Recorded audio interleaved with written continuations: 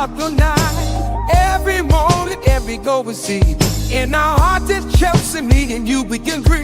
Oh, take me out and stand with you, River Utah. When to tap our take you. Oh, Chelsea, we stand tall. We stand tall. Everywhere we give our all. Everywhere, yeah. Forever we're true. Together we rise, just me and you. In nights that you will go home, for your way so near to my home. It will look so deep in river. Whoa, whoa. In the blue, our spirits fly. With every cheer, we touch the sky. In this love, we find our way. Chelsea forever, day by day. Whoa, Chelsea, stands tall. Cover up with the hand. We give our all. Chelsea, forever we're true. Together we rise, just me and you. Hey, go wake up, baby. It's a Chelsea day. So blue, baby, let's cheer and play. Talking dreams while the sky stays bright. Rest your head, but not tonight. Every morning, every go we see. In our hearts it's Chelsea, me and you, we can agree. Oh, take me out and stand with you, River Utah. When to tap our take you. Oh, Chelsea, we stand tall. We stand tall. Everywhere we give our all. Everywhere, yeah. Forever we're true. Together we rise, just me and you. In nights that you will go home, for your way so near to my home. It will look so deep in river. Whoa, whoa. In the blue, our spirits fly. With every cheer, we touch the sky. In this love, we find our way. Chelsea forever, day by day. Whoa, Chelsea, stands tall. Cover up with the hand. We give our all. Chelsea, forever we're true. Together we rise, just me and you. Hey, go wake up, baby. It's a Chelsea day. So blue, baby, let's cheer and play. Talking dreams while the sky stays bright. Rest your head, but not tonight. Every morning, every go we see. In our hearts it's Chelsea, me and you, we can agree. Oh, take me out and stand with you, River Utah. When to tap our take you. Oh, Chelsea, we stand tall. We stand tall. Everywhere we give our all. Everywhere, yeah.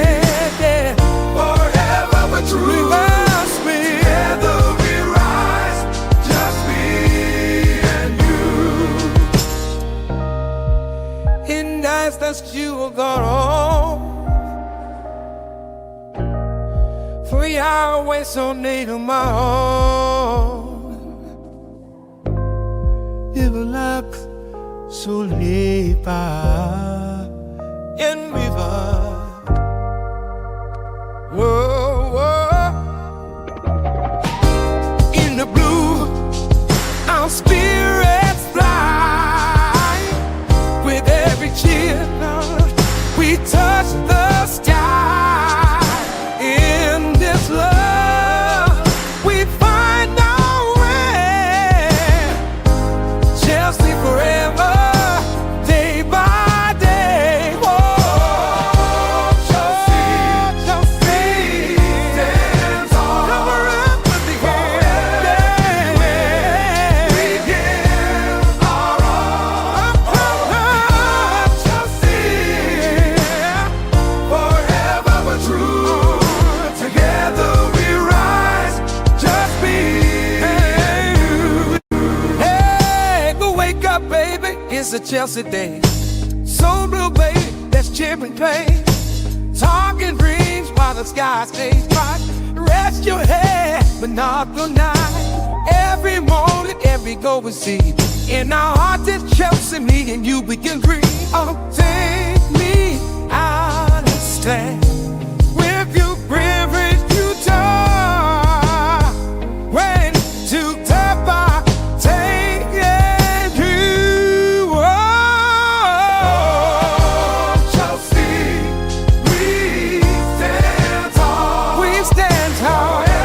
Everywhere we give our all. Everywhere, yeah, yeah. Forever but true. Must be. Together we rise, just me and you. In nights that you will go on. 3 hours so near my own. It will look so deep in river. Whoa, whoa. In the blue, our spirits fly. With every cheer, we touch the sky. In this love, we find our way. Chelsea forever, day by day. Oh, Chelsea, Chelsea stands on. Cover up with the hand. We give our all. Chelsea, forever but true. Together we rise, just me and you. Hey, go wake up, baby, it's a Chelsea day. So blue, baby, let's chip and play. Talking dreams while the sky stays bright. Rest your head, but not the night. Every morning, every go we see.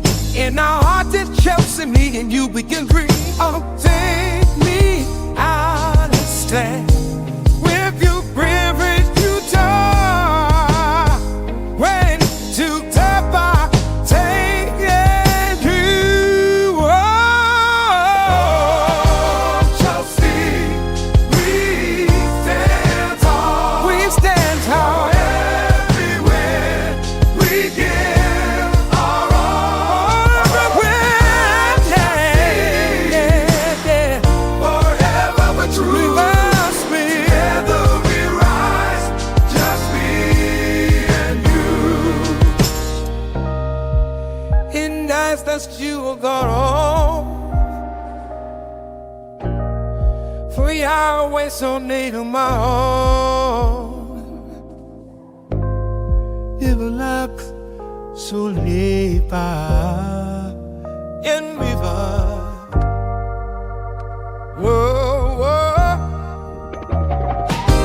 In the blue, our spirits fly. With every cheer, we touch the sky. In this love, we find our way. Chelsea forever.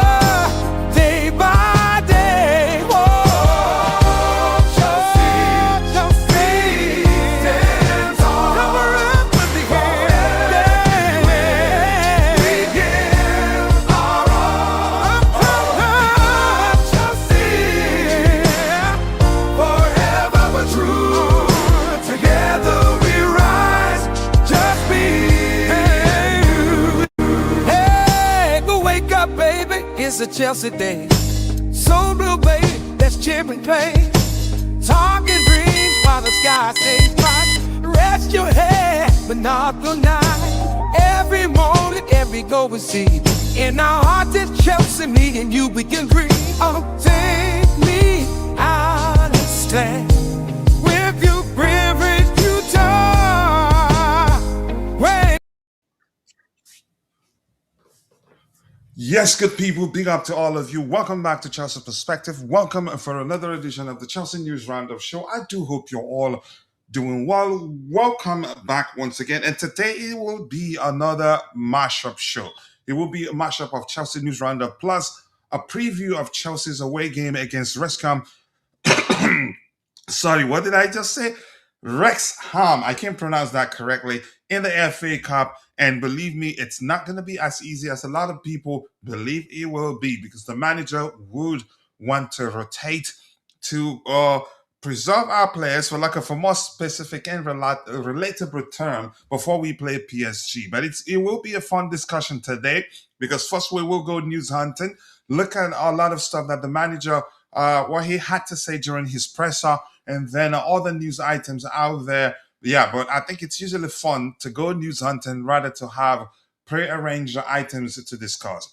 But that's by the way. I do hope you're doing well, and thank you once again for finding the time to join me. My name is Coachila. Let's get into it without wasting much of your time. And we have my bro, big up to you. I appreciate you finding the time to join the conversation. I do hope you are doing well. I cannot thank you enough for always showing your bro love, and I will reciprocate whenever I can. And you know I'm capable of doing that. But that's by the way, without wasting much of your time, we are going to move on to the next. We're gonna start addressing the items we have lined up.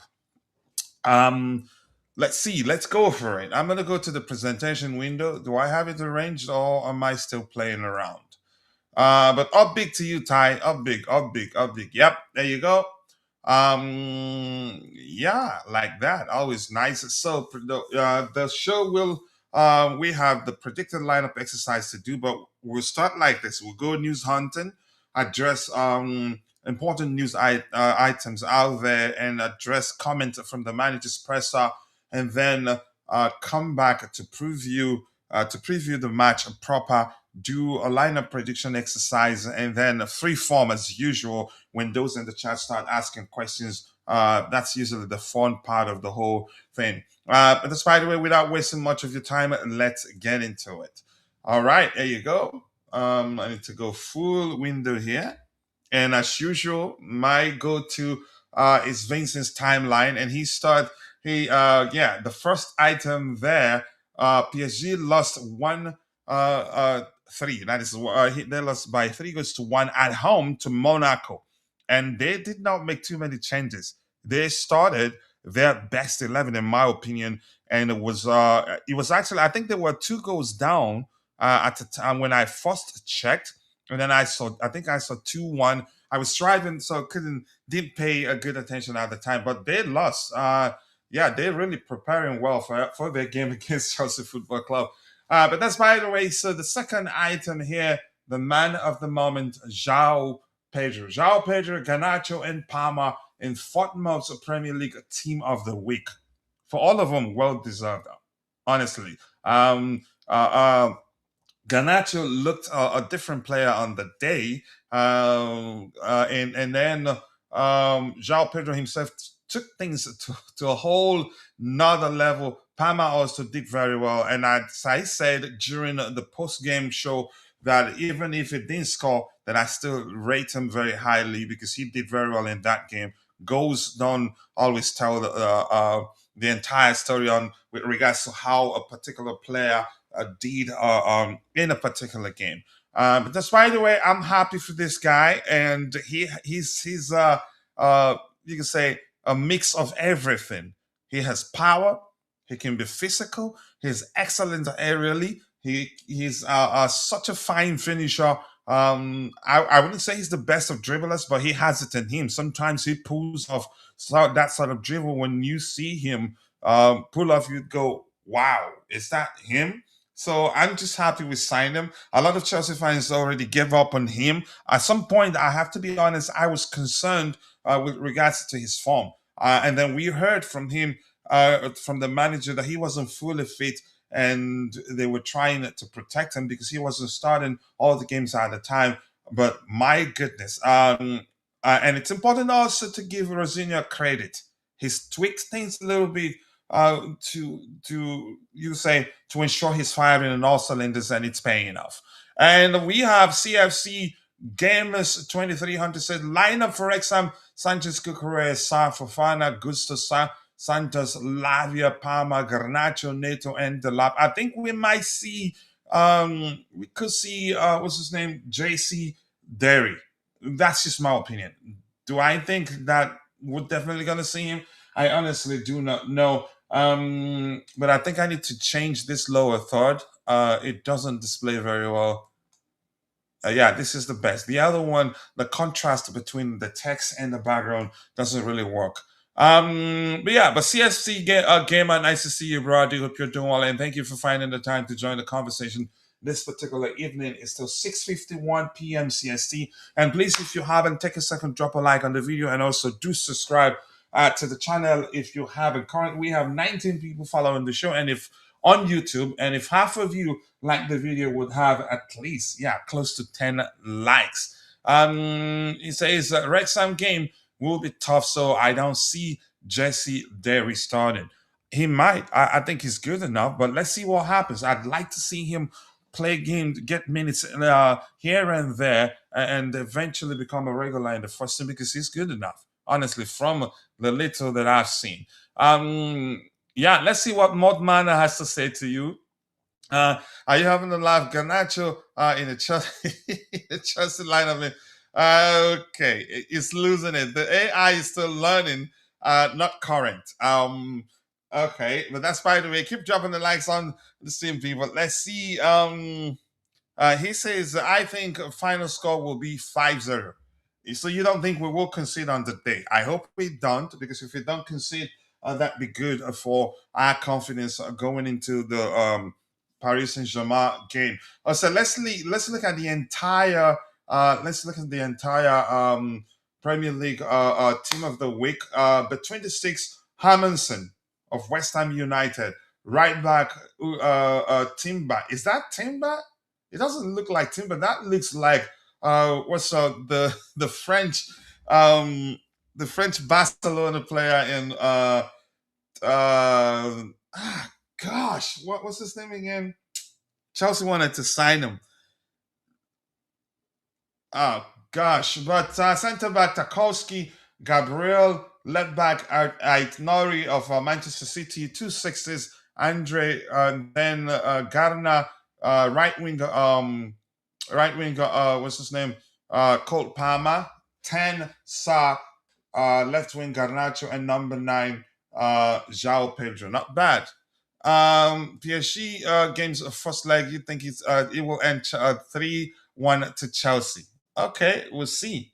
I need to jot down something because as we train the AI that's policing the chat for us, usually it's important that I take note if I see anything that is wrong. So we'll find a way to correct it. I need to take a note quickly. Just give me a second here. All right, let's see. What else do we have here? Okay, next item lined up. Okay, this Sean's opinion on PSG's loss to Monaco today. Let me just read it and see. That's him quoting Vince's own opinion. Sean says, from what I've watched as well, PSG wouldn't want to face us, would take a monumental defensive or goalkeeper error and red card for us to not come away with something. They might score, very well score. They might score, very well score, but we will score as well. It's going to be an interesting time, but we have every chance and we should take it. Yep. We're not as soft as some of the teams, as you can say, majority of the teams they play in the French league. We're a much stronger team. If we find ourselves in the French league too, we'd be title contenders automatically, even with the worst defensive line. So Vince's opinion that Sean quoted reads, I can assure you that Chelsea is stylistically the worst team for PSG to face at this point. Yep, very vertical approach, very direct. So it's going to be difficult, but at the same time, we have to be defensively cautious too. We will punish them if they play as they are doing tonight. They are losing too many balls in the midfield. Our transition game is a lot more deadlier than that of Monaco, I'm guessing. I just don't want to click through it in the effort to see the whole thing and then, yeah, be in trouble. Okay. I don't know. Let's see maybe some more information there on how PSG played on the day. This one reads that Paris Saint-Germain don't press or recover balls early, lose a lot of possession, and still leave spaces behind the fullbacks. This meal is served very hot. All right. Anything else important there? I'm gonna move. Okay. He posts a lot whenever he's watching any game that's of interest to him. So I'm going to skip past that and let's hear what KDB has to say. Keenan Drewsbury Hall. Keenan Drewsbury Hall on his time at Chelsea, I felt at some point I started feeling bad for him because I felt like he deserved more minutes because at some point he was doing well, better than some of the players we had at the time. But that's by the way. So he says, I've got no regrets with that. It was amazing. Yay. I won 2 trophies that I will have on my resume for the rest of my career, rest of your life, actually. I was heavily involved in the trophies. I obviously had a lot of competition, so it's not easy, which happened. The most important thing is that you won 2 trophies that you add to your trophy shelf, and yeah, nobody can take that away from you. I was heavily involved in the trophies. I obviously had a lot of competition, so it's not easy to break into the team. But if you are to ask me, I know for a fact I could have gone in there and played regularly and made a real impact. Yes, then you did make impact, a real impact, in my opinion, and nobody can take that away from you. It's up to you to look back, look at your time at Chelsea, and decide whether you were given, you can say, enough opportunity to express yourself or not. But I think you did well, and you played a huge part. All right, this is Vince responding. He said, "This plus what he does on the ball in every game. What an engine." This reads from the Chelsea stats. He reads Moises Caicedo is the only player to make 50 plus interceptions in the Premier League this season. Wow. Yeah, what a player he is. So Steve Nicole, we're going to be reading a lot of comments. Some from some people I know some of you wouldn't want to hear from because yeah, you already see them as enemy of the club. So Steve Nicole, one of the people that I'd say definitely enemy of the club. He reads, I'm not a huge fan of Garnacho personally, he says, but I will tell you what, he is direct and he goes at defenders and defenders hate it. Look, he's a good player. He just needs time. And I think the signs are good, in my opinion. Steve Nicol also on Chelsea's performance against Aston Villa. That's shocking. You hardly ever hear anything positive from Steve Nicol when it comes to Chelsea. But yeah, the second paragraph here reads, I thought they were fantastic. I thought the game was great. The football that Chelsea played was absolutely superb. It was high octane football, precise, a lot of vertical passes and high tempo. But I liked it also. I know the sort of risk that comes with that sort of display, but I think it was calculated. I think he helped us win that game in the manner that we did. Well deserved. If he keeps it up in current form, he will be the player of the month, and probably will get a call up he will get a place in Argentina's World Cup squad. But let's see. João Pedro has been voted as player of the match, player of the what is that? Player of the match week after a brilliant treble in Chelsea FC's win against Aston Villa. He scored a hat trick and also assisted a goal. Right? What a player he is, and I like his spirit. Don Hutchinson and Chelsea's performance against Aston Villa, he says, let me expand this before I start reading it. You thought when Villa took the lead, they were going to pull off a big victory and dump Chelsea down into fifth or sixth place, closer to Liverpool, but they turned it around in a very, you could say, convincing manner, honestly. Talking about setting standards and raising the bar, that's the Chelsea performance that Liam Rosenior would want. They were absolutely outstanding on the day, and yeah, I loved it.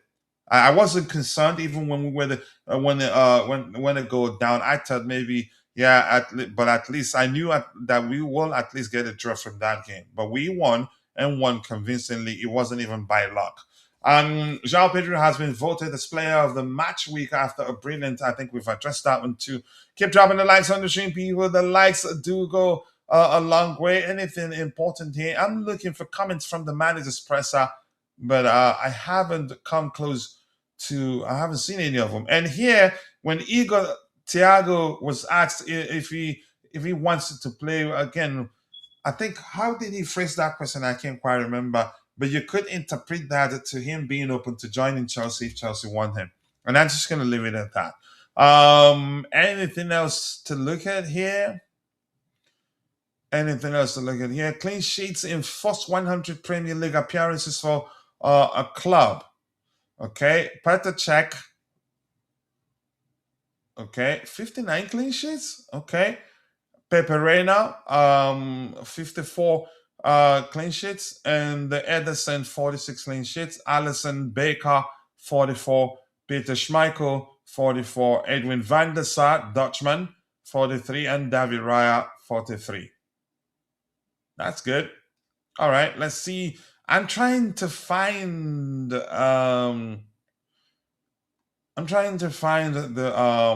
comment from the manager's presser. I'm not sure why I'm finding it difficult to locate them.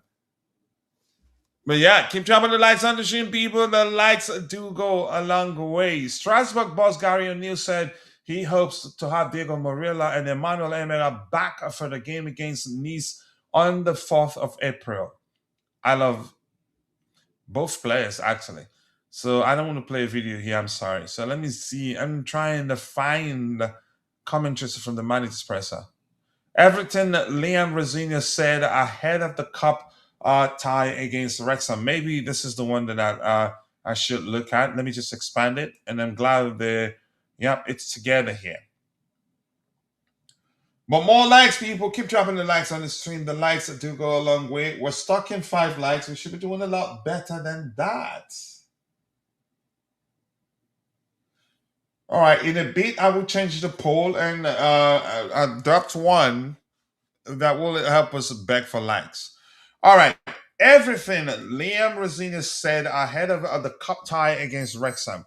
Liam Rosenior on Estevao's fitness. Estevao is back on the pitch, but he is not ready for this one. We need to be careful given it was a hamstring.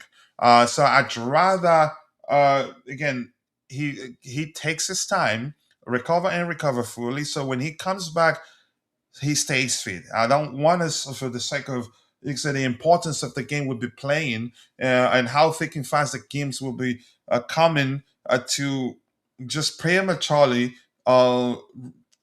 you can say bring him back and risk him getting injured and being out for a long period of time. I really do not want that to happen. Let's see. Liam Rosenior on Jamie Gittins. He is really close, which is great. He had a positive scan, which makes me happy. I love that kid, and I know he's so kind of raw, but I think he has a lot to offer, and eventually he will come good. Can you please rephrase that, Kimson? Tell me that PSG will cook Chelsea, please. I don't like you saying that. That scares me. Please. I like it when you come and you start telling me how we're gonna get cooked by the opposition. I'd rather you say that than I don't want you to be positive, please.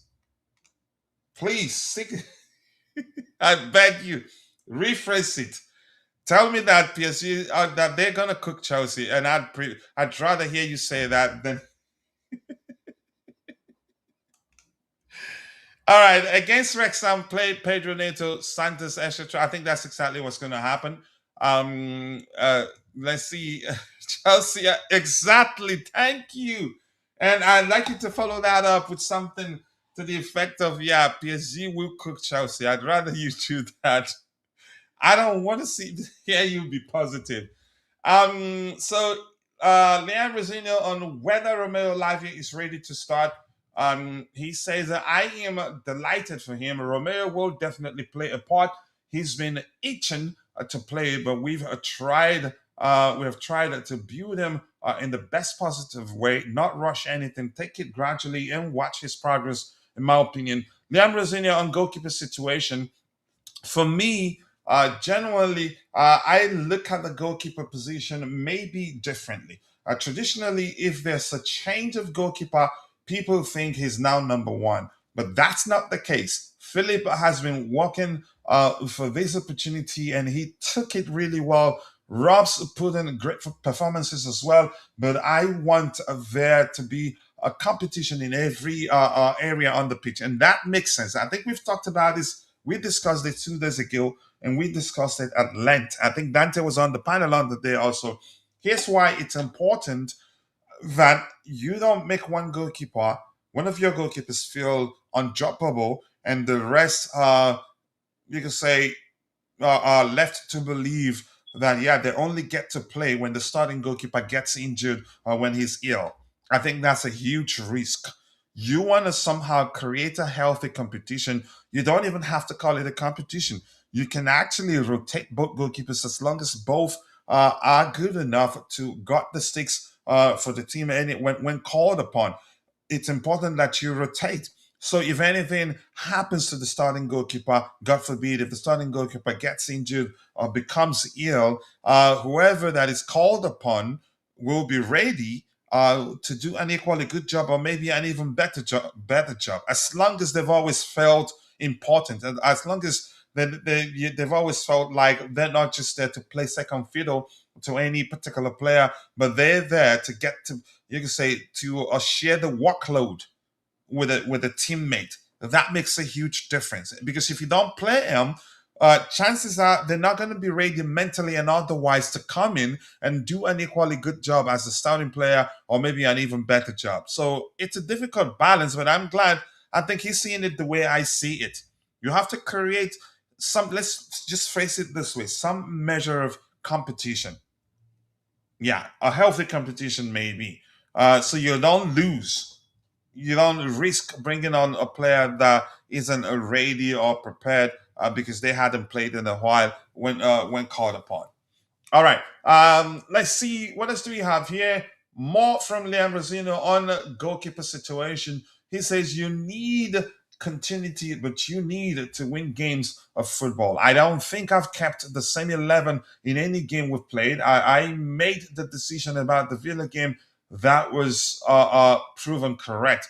For me, I think it was mainly down to the goalkeeper, that was Philip Jorgensen's ability on the ball. He's much better on the ball than Robert Sanchez. And I think in hindsight now, I think I wouldn't blame anybody to argue that had that been, if we had Robert Sanchez got the stick for us on the day, that we'd concede from his error because yeah, they will press the life out of him. And Aston Villa players are very good at pressing.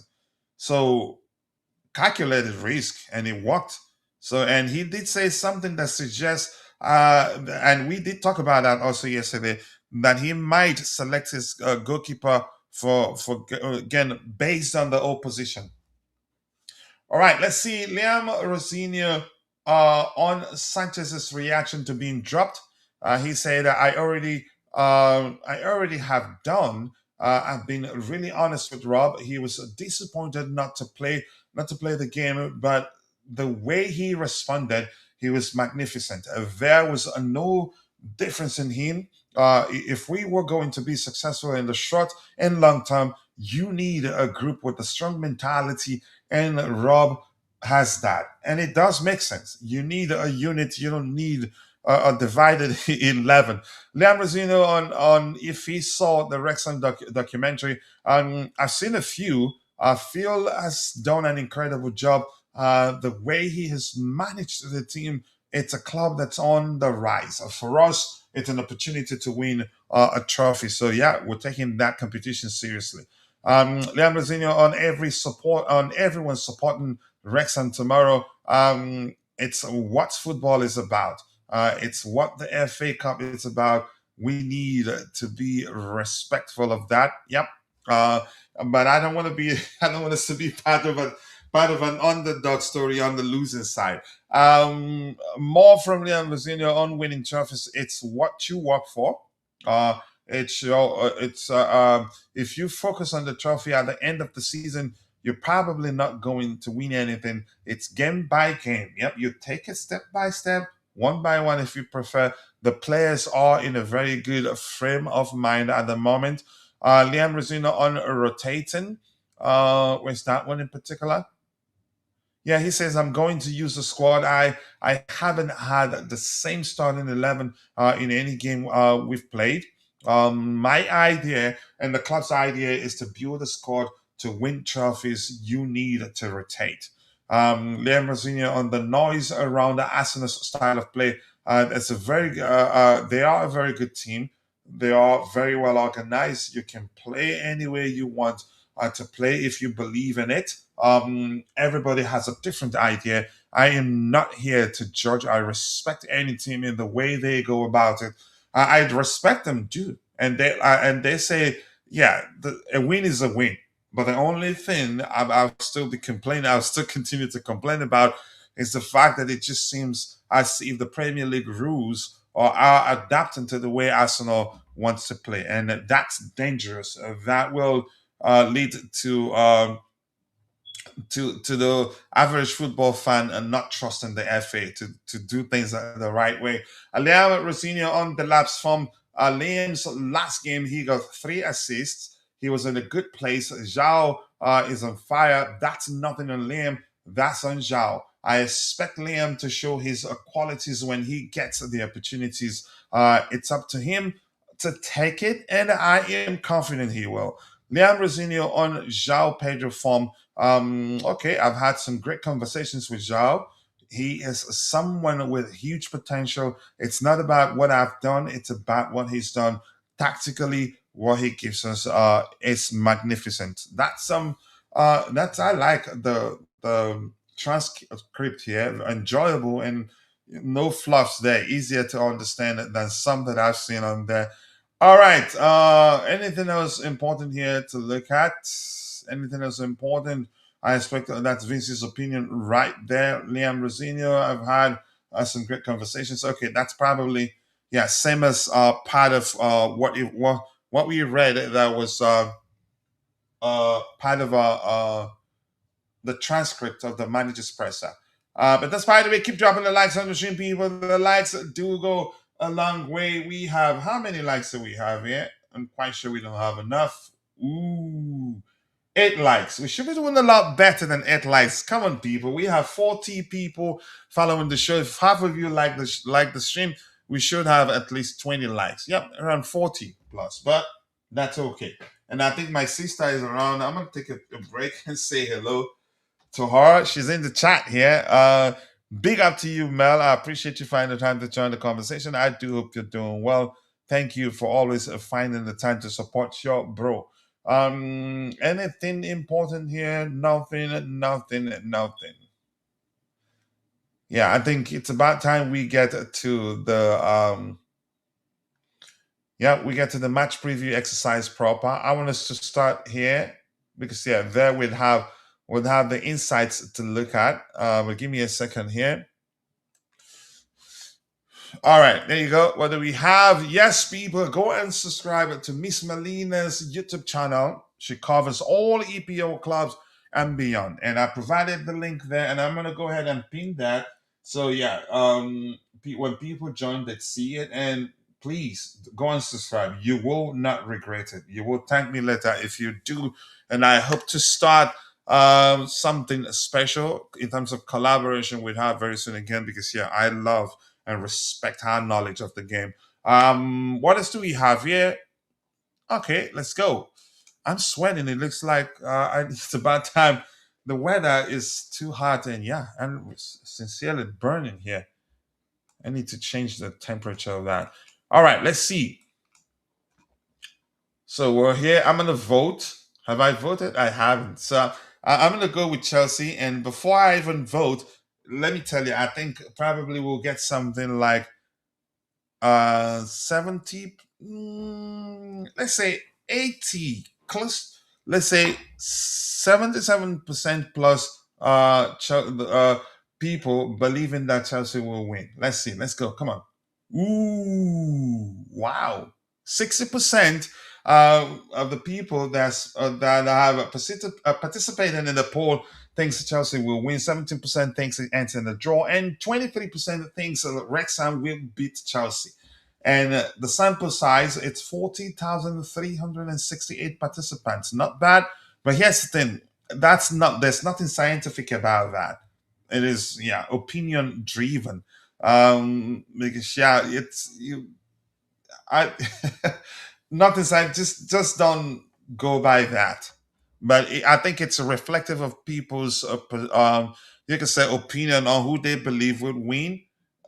Going by what they know about the teams that will be competing on the day. So nothing scientific about it, and I'm just going to leave it there. So what else do we have here? Keep dropping the likes on the stream, people. The likes do go a long way. And Fort Mob, let's see their predicted lineup. They predicting that Jorgensen will start this game, and I think if he starts the game tomorrow, I think that would mean that definitely that Robert Sanchez will be starting against PSG. So for the two center backs, they're predicting that it will be Chalobah and Sa. I think so too. I think we might actually see Sa and Badiashile and Chalobah not be on the pitch. But maybe not starting Chalobah would mean too many changes at the back line, which also creates a problem. So right back Gusto, I believe that. Left back Jorrel Hato. What a player, and he's proven a lot of people wrong. And I'm proud of that kid at 19. He's such an excellent footballer. He has pace. I just one thing I need to see more is his aerial ability. I can't quite put a measure on it. I can't quite, you can say, I can confidently say he's good aerially. I need to pay attention to that. But my goodness, some one of individuals that was in the chat a few days ago said he is rapid. He is so freaking quick, and I swear he has to be. He's got to be the quickest player at Chelsea right now.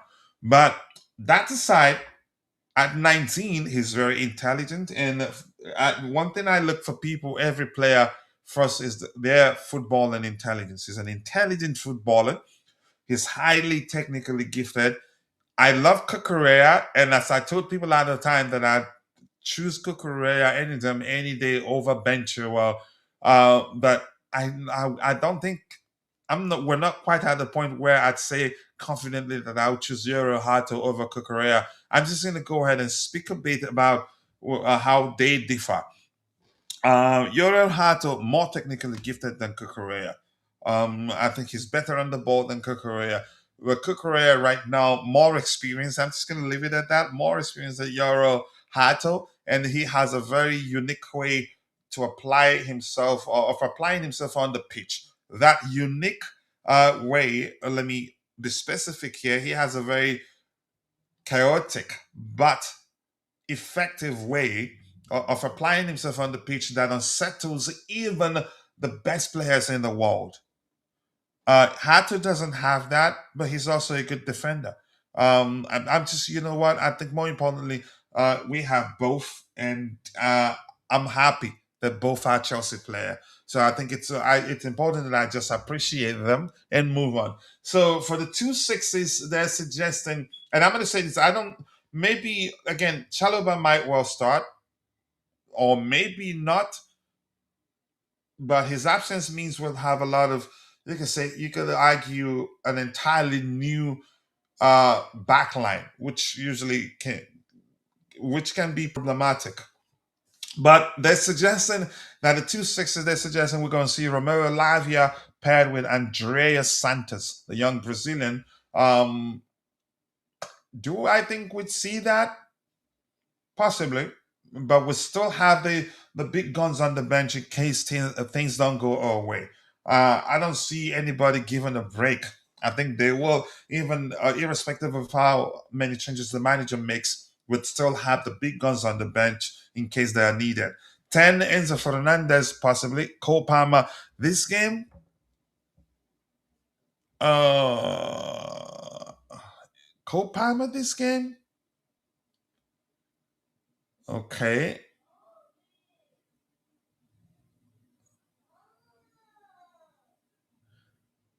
For what's his name? NATO's suspension. Does the FA Cup count? I'm not sure. But I'd rather Copama not play this game because yeah, the after this game, our next game will be PSG away. So I'm not sure if it makes sense to start him. Enzo Fernandez is tireless, and I think probably he'd still play this game. Maybe not. I don't know. But anyway, that's not to say we will forfeit our plan to do a lineup prediction exercise. We're definitely going to do that. Not that we're certain we're going to get it we will correctly predict the manager selection on the day, but we will have fun anyway. We're gonna have fun. Well, let's see. Left wing Garnacho. I think it makes sense. Garnacho to start. Again, to follow that excellent performance against Aston Villa in this game. Except if the manager feels like would be better of going with him against PSG, and then he would see. He might not start this game, but I don't see that happening. I think the manager, I think he probably, yeah, would prefer having um, Pedro Neto on the left against PSG because he has to be one of the most selfless players within our ranks, really. He can, you can say, forfeit his attacking abilities or attacking potential, or attacking skill sets, and focus on helping the team stifle certain players or maybe uh, defend well. Okay, nine at the lab. I think we're going to see that, but we'll still have João Pedro on the bench if we, in case we need him, in case things don't go our way. Then we'll call upon him to come help us. Yeah, get a good result. But that's by the way. What else do we have here? Let's scroll down a bit. For Chelsea, yeah, Mihailo Mudryk is suspended. No specific time with regards to his return. Wesley Fofana a knock. Who knows if it's going to be fully fit um for the PSG game. Estevao hamstring mid March. Ooh, that doesn't sound great. But that differs from what the manager said. I thought the manager, what he said suggests that he's training, but they just don't want to rush him. So chances are we're just being cautious because we'd like him to be available for the game against PSG.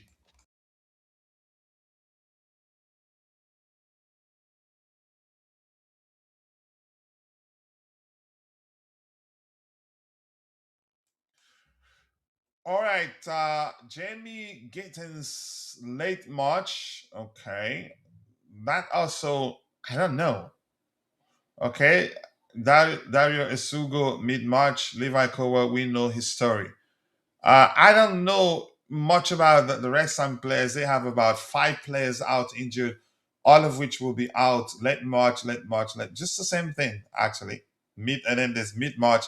So, but mm, all right, let team form. Okay, they are in a better form than us, Chelsea. Okay, they've won in 5 games. They won four, drew one, and in that particular game they drew. It ended in 2-2 draw. And for us, in 5 games we won two, drew two, and lost one. Um, let's see here. Let's look at their average goal per game. They scored one here, two here, okay, five here. You can say at least 2 point something or around 1 point something per game. Do I need to? I don't. I'm not able to calculate. I'm not able to calculate that off the top of my head. But yeah, they beat Ipswich Town by 1 goal to nothing. Drew 2-2 against Bristol Rovers away. At home, they beat Ipswich Town also by 5 goals to 3. Beat Portsmouth by 2 goals to 1. And then they beat Charlton Athletic away by 1 goal to nothing. And for us, average goal per game barely, let's say 1 point something. But it's important to take into consideration the strength of the opposition that they played and the strength of the opposition that we play in the Premier League. That's important too. The disparity in quality is definitely something that's important that you consider. So this doesn't necessarily mean that they are um, in a better form than us, but we're on a surface level, that's exactly what it is. If you're going by, you can say, team form, yeah, definitely they are in a better form than us. But if you look beyond that and start looking at the quality of the strength of the teams they played in those 5 games, then you realize, yeah, it's a lot more nuanced than just looking at the team form and going, yeah, we're definitely losing this one. All right. All right. What else do we have? No, not much insight. Just a single item there, reminding Chelsea that Wrexham, they haven't lost a single. They haven't lost a game in 5 attempts. So they've been in good form. But that form, it's important once again to consider the strength of the oppositions that they played in those 4 games. So now we're gonna go to Chelsea perspectives. I don't think there's anything else to look at. Head to head. Let's look at head to head. Actually, I think we're beating them one time draw. One, yep, I remember those. Yep, 2-2 draw friendlies, then 5-0 friendlies also. That 2-2 draw, I think was who was it? Was it Pochettino? I don't remember who was our manager at the time. Let me see. Um, but I'm gonna stop this. Just give me a second time to beg for likes. But we're still stuck on 11 likes. We should be doing a lot better than that. Please, if you haven't, take a second, drop a like on the video, and also do subscribe to the channel if you haven't. Give me 1 second here.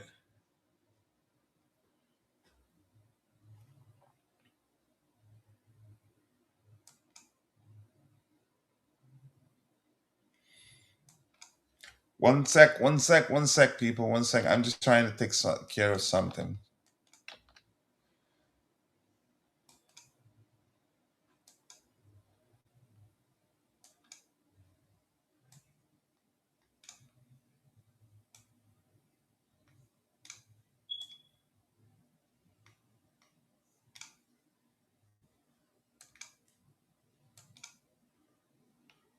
One sec. Give me a second here. But keep dropping the likes on the stream, people. The likes do go a long way. I appreciate you all finding the time to join the conversation.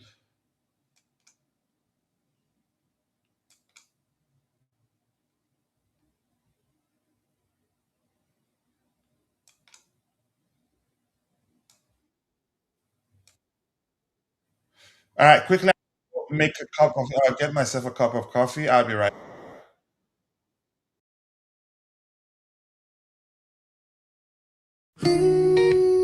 Still blue.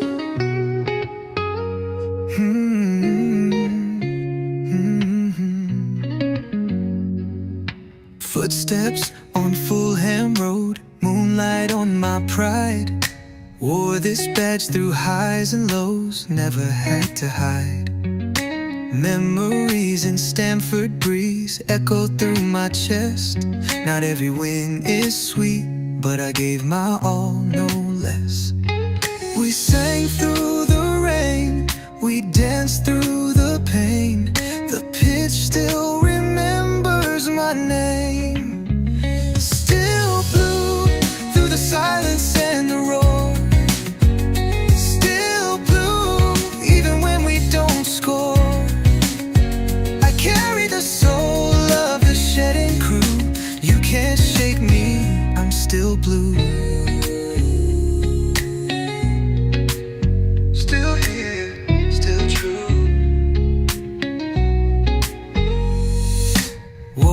to the chance. Paint cracked on my wall, but the pride in my heart never faded at all. Jersey frayed at the seams, but it still feels right. Been through darkest nights, still shining bright. We bled in the game, we rose with no shame. The bridge still whispers my name. Still blue, every tear and every cheer.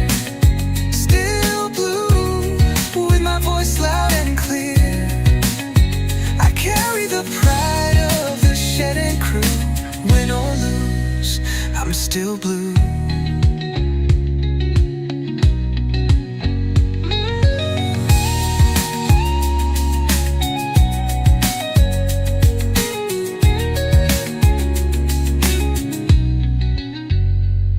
From Drogba's fire to Reetz's run, we stood tall under every sun.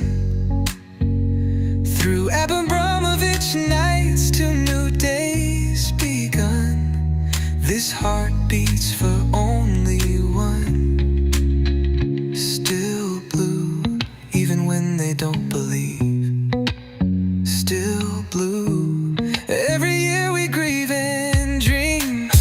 I carry the hope of the shed and crew.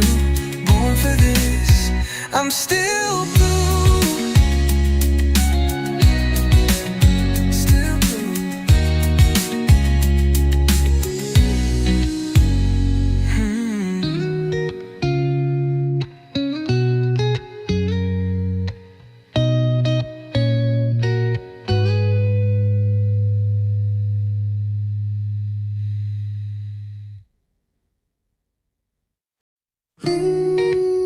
Still blue.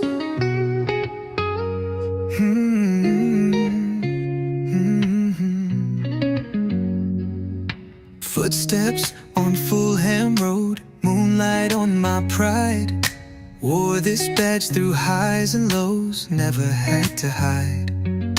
Memories in Stamford breeze echo through my chest. Not every win is sweet, but I gave my all, no less. We sang through the rain, we danced through the pain. The pitch still remembers my name. Still blue, through the silence and the roar. Still blue, even when we don't score. I carry the soul of the shed and crew. You can't shake me, I'm still blue. Still here, still true. Woke up to the chance. Paint cracked on my wall, but the pride in my heart never faded at all. Jersey frayed at the seams, but it still feels right. Been through darkest nights, still shining bright. We bled in the game, we rose with no shame. The bridge still whispers my name. Still blue, every tear and every cheer. Still blue, with my voice loud and clear. I carry the pride of the shed and crew. Win or lose, I'm still blue.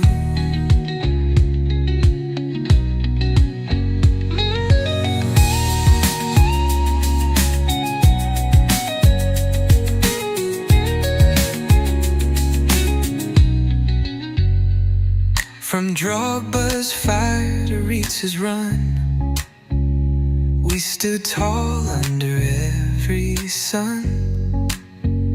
Through Abramovich nights to new days begun, this heart beats for only one. Still blue, even when they don't believe. Still blue. All right, people. Thank you for your patience. Yeah, I had to go get myself coffee because yeah, I'm a bit tired, but I think I'll be all right. So that's by the way, we've gone through no insights, not much of insights. Just one. Okay, just okay. Insights. It's two now, which means it refreshed. Chelsea haven't lost in 6 matches. How true? Oh, that was old one. That's aligned with again that period when we played this game, this particular one that ended in 2-2 draw. I think in that game, Pochettino was our manager on the day. Let me see if I'd find that. Connie Chukwuemeka on the bench there. So that was before, yeah, that particular game. We had Leslie Gochuku. We had um okay, Mario Kamandabro. That's a very old. So I just want to get away from that. Let's get to the current stuff. I wanted to check and confirm whether I was correct that what's his name? Pochettino was our manager that for that particular game, but I think he was. But that's by the way, right now we're gonna go soon when we get to the lineup prediction exercise. And something here, if you are not using Chelsea Perspectives dedicated web application or web app, which is strictly for Chelsea, there again go to www.chelseaperspective.com. Um, Again, it is us. There you will find you'll see news, you will see a countdown to Chelsea's next game. We have what is called Juju Predictor that will use numbers, statistics if you prefer, and teams' current form and availability of players to predict the most likely outcome of that game.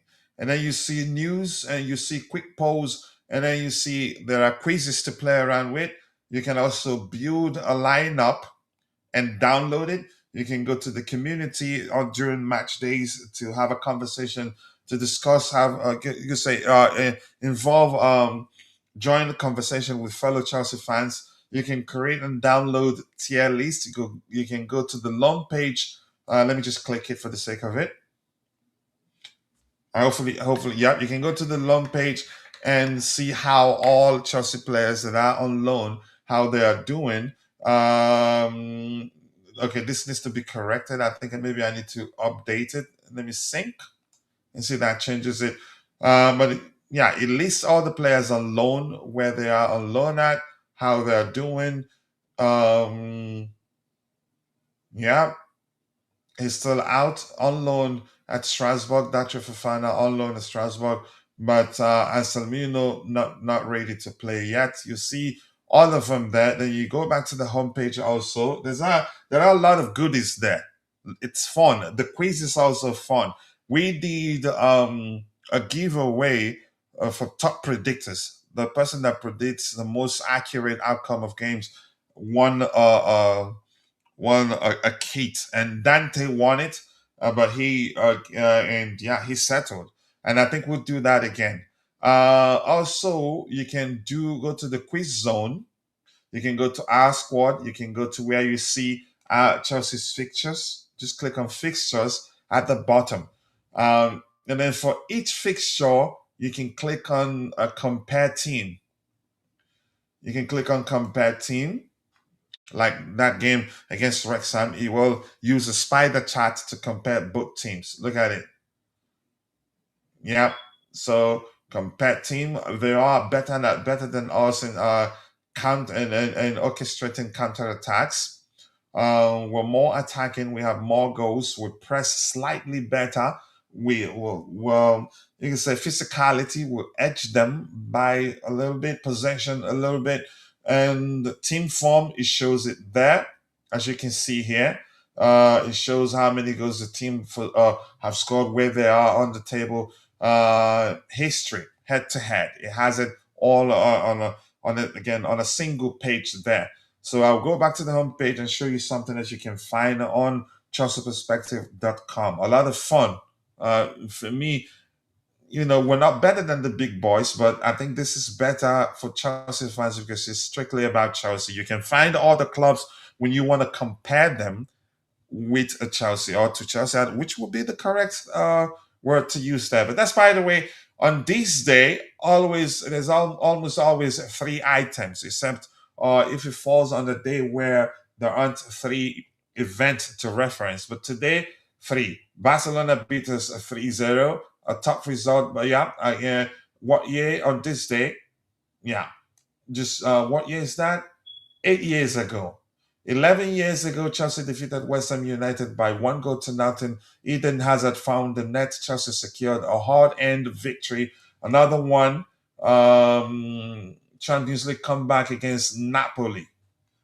This is not properly presented, but yeah, it's still not perfect. We're still working on it. So you can go here. I think this will be handy for content creators. You can go full screen with this. Then you do tier list. It has all the Chelsea players. You drag them and drop them where you want them. And then when you're ready, you can download it.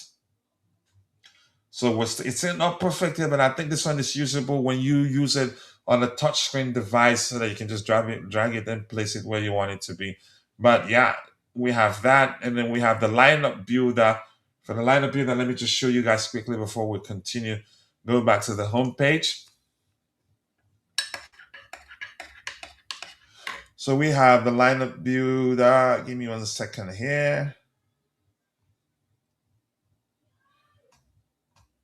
All right, there we go. So we go to lineup builder. All right. If you're a content creator, you can go full screen. I think you'd be better off going full screen. Then you can switch to a formation here. We need to add a lot more formation there. You can switch to a formation, or you can go to the tactical preset and select the tactics. We have pack the boss 4-4-2, high press 4-3-3, counter attack 4-2-3-1, false 9, and a whole lot of other structures that we have here. But we need to add a lot more formation. I think probably if I have the time this weekend, I'll do it. But here's the thing: you can build the lineup. Once you're done, you can download it and share it. It's easy. Let's say, for instance, now we're ready to build. We'll go like this. Then I'll select the goalkeeper I want to select. And it gives you, there's something mini statistics there. Assist 1, average rating 7.1. You can select it as a captain, or you can click versus here. You can see the captain, vice captain was what I selected. It has mini stats on hover. It shows you mini statistics for that particular player. Then you can click on versus. Then you choose now, because we're not doing a combined 11, it will be versus a particular goalkeeper at Chelsea. So if we're doing a Chelsea lineup, then we can compare two players and see if we're arguing that a particular player should start over the other player. Then we can just compare their numbers here and see why the other would be better starting the other player. So you can do combined 11, then you choose the opponent. Let's say if we choose Man United, we'd have Manchester United players here, or Arsenal would have Arsenal players here. Then I can select Arsenal CBs, of course. I like their CBs better than us, to be honest. Yeah, Saliba, one of my favorite series, actually, even though I don't like Arsenal. So, but that's by the way. So let's go to the homepage. Things we usually do on the homepage. We're going to use a Juju Predictor right there to play around. So I'm going to minimize it. All right, I'm going to go to the homepage. So there are a lot of stuff, statistics, Chelsea players season starts so far. So on the homepage, you'll see the hero there has the upcoming game. The game starts in 16 hours. Yeah, in 16 hours to be precise. Then you can compare the two teams on the homepage there. There are certain things you're not going to be able to do if you don't sign up. And it's free to sign up. Nothing is paid. Everything is free here. So the Juju Predictor is still learning, but it's still doing well. And it says under it, powered by AI statistical analysis. Yep. So it's still not perfect, but I think it gets. And if you're into betting, please don't rely on this, because the truth remains, irrespective of how accurate it has been, the truth remains that once the man in the middle blows the whistle, everything becomes fluid. And the truth remains, you cannot script football. The game is played over 90 minutes plus added time. Okay, so that's by the way. Let's give it a try. Let's give Juju Predictor a try here and see what is again his prediction for the game. All right, Juju Predictor thinks Chelsea will beat Wrexham by 3 goals to nothing. Okay. It says hot magic is possible, but the but the golfing quality should be too much for Wrexham to overcome. And remember the same thing we talked about when we looked at the team's current form, when I talked about how they are on a surface level, they are in a much better they are in better form than us. But the truth remains, it's important to take into consideration the strength of the opposition they played in those 5 games compared to the strength of the opposition we played in the 5 games that are part of the team current form presentation. Yeah, to make that complete. So it's predicting that Chelsea will beat them by 3 goals to nothing, and that's a 75% chance of that happening. 7% chance of that ending in a draw, and 18% chance of Wrexham beating Chelsea at home. So yeah, that's Juju Predictor for you. And we've compared the two teams and we've seen how they're different. So we're going to go to the lineup, view that page. And again, go to www.chelseaperspective.com. A lot of fun stuff there. Quiz, news, loan watch, tier list creator, downloadable, by the way. So let's go to the for a lineup prediction exercise. And pardon me, I have to take a sip of my coffee before we continue so I don't lose my voice. All right, let's see. We go here, full screen. I'm not going to do combined 11 because I don't even know them that well all right.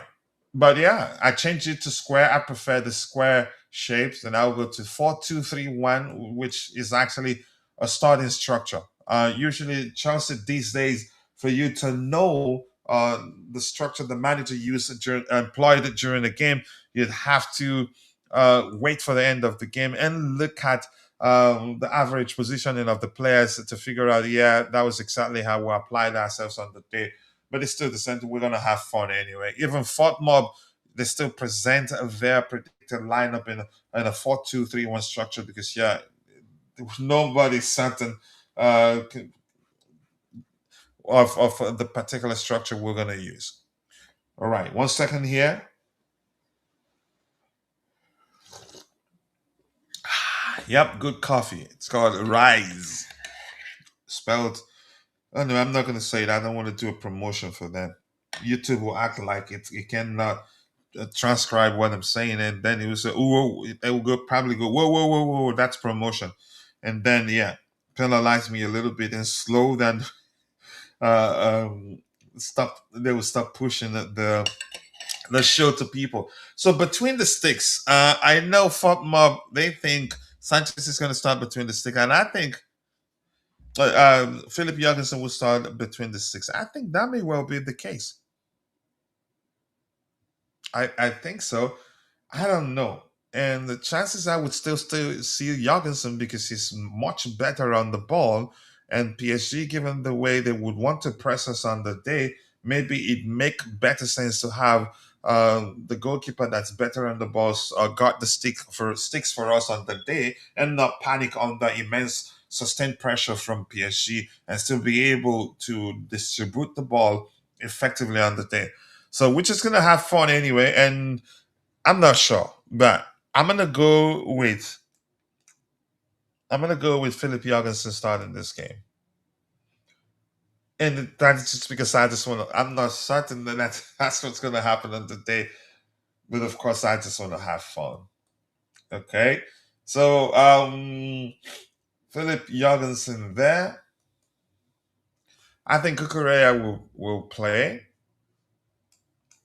I think he's going to play, but I don't think he will play 90 minutes. I think probably he will play one half, and then he will be taken off so that he rests for the next game. Do I think Hato starts against PSG? Maybe. I don't know. But it looks like the manager trusts him. And that kid, he's so freaking quick. I'd swear that he's got to be the quickest player at Chelsea right now. But I think Cucurella starts this one. And Hato, didn't he play 19 minutes on the day? Let me check with Fortmo here. I'm gonna go to Chelsea, so we'll go to our game against Aston Villa. I want to see how many minutes uh had to play. I think he played 90 minutes on the day. That's a game here. 4-1.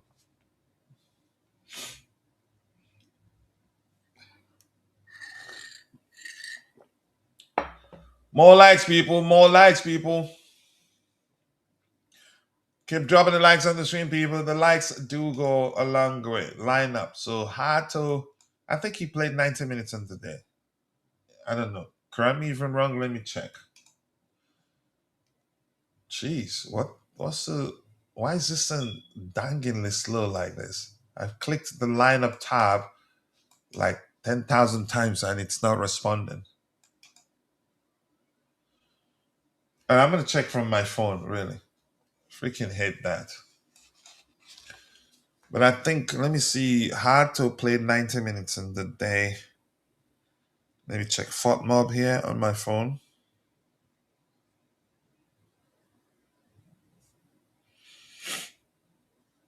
Okay, I need to find the Chelsea.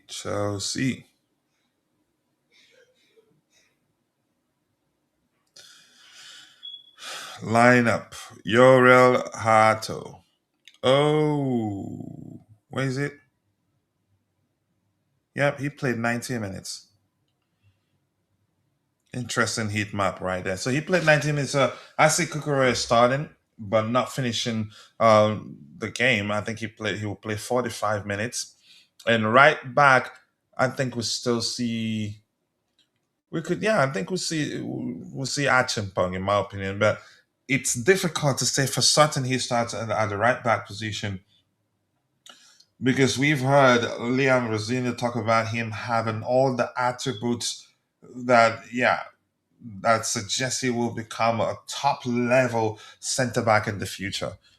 But that's not to say that certainly he will deploy him as a right back. That might happen. But I think we could see him. Hmm. We might see him there. We might even centrally. I don't know. Okay, here's what I think to have, you could say, some measure of consistency. I think that makes correct. I think we could see Malo Gusto play right back there, possibly. And then Josh. No, I think that would be too much. We're going to see Tosin in this game. Definitely. I think Tosin starts this game. I think Mahmoud Sarr starts this game. And I think here, I think Achapong is going to start. And as I've said, I'm not even too sure what's going to happen because, we don't have too much to work with when it comes to accurately predicting Rosenior's lineup selection for a particular game. But I think the fact that we're playing PSG next makes it a little bit easier. So then Josh Achimpong, for me, if Tosin starts, given his experience, and if Sai on the bench, I think Josh Achimpong can actually start on the right since that's right in the right back position and still do well. So for 2 6s, I'm gonna go Andreas Santos and Romeo Lavia.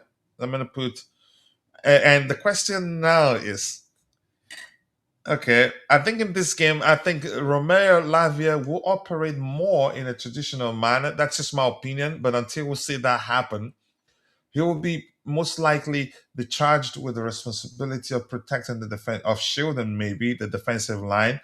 I think in this game, what's his name? Andreas Santos will operate more like a hybrid of 8 and 6. Once again, that's just my opinion. We're having fun here. I'm not saying for certain that that's what I think is going to happen. But once again, we are having fun. Give me 1 second here. What's going on here? All right, give me a second. So let's see. Um. All right, since I have bands in the house, I think before I go too far, um, I'm gonna introduce him, or you can say update him on the players that I've selected to get his opinion. Let's see whether he differs, whether he believes the manager would do anything, would do something differently in certain positions. Before I get to the three behind the striker, because this is just we call this the starting structure. Yeah.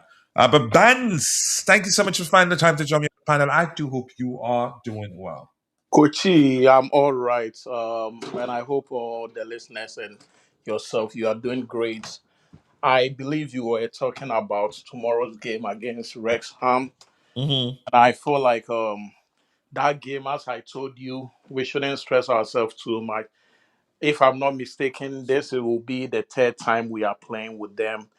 And we should just go in there with the team B because I don't see how we have to bring some of the A players to go play them. And when some of these teams they are playing with a big side, they Hmm. just want to impress and it will be more physical. So you don't want to get some injury or some bad, experience before next week's game.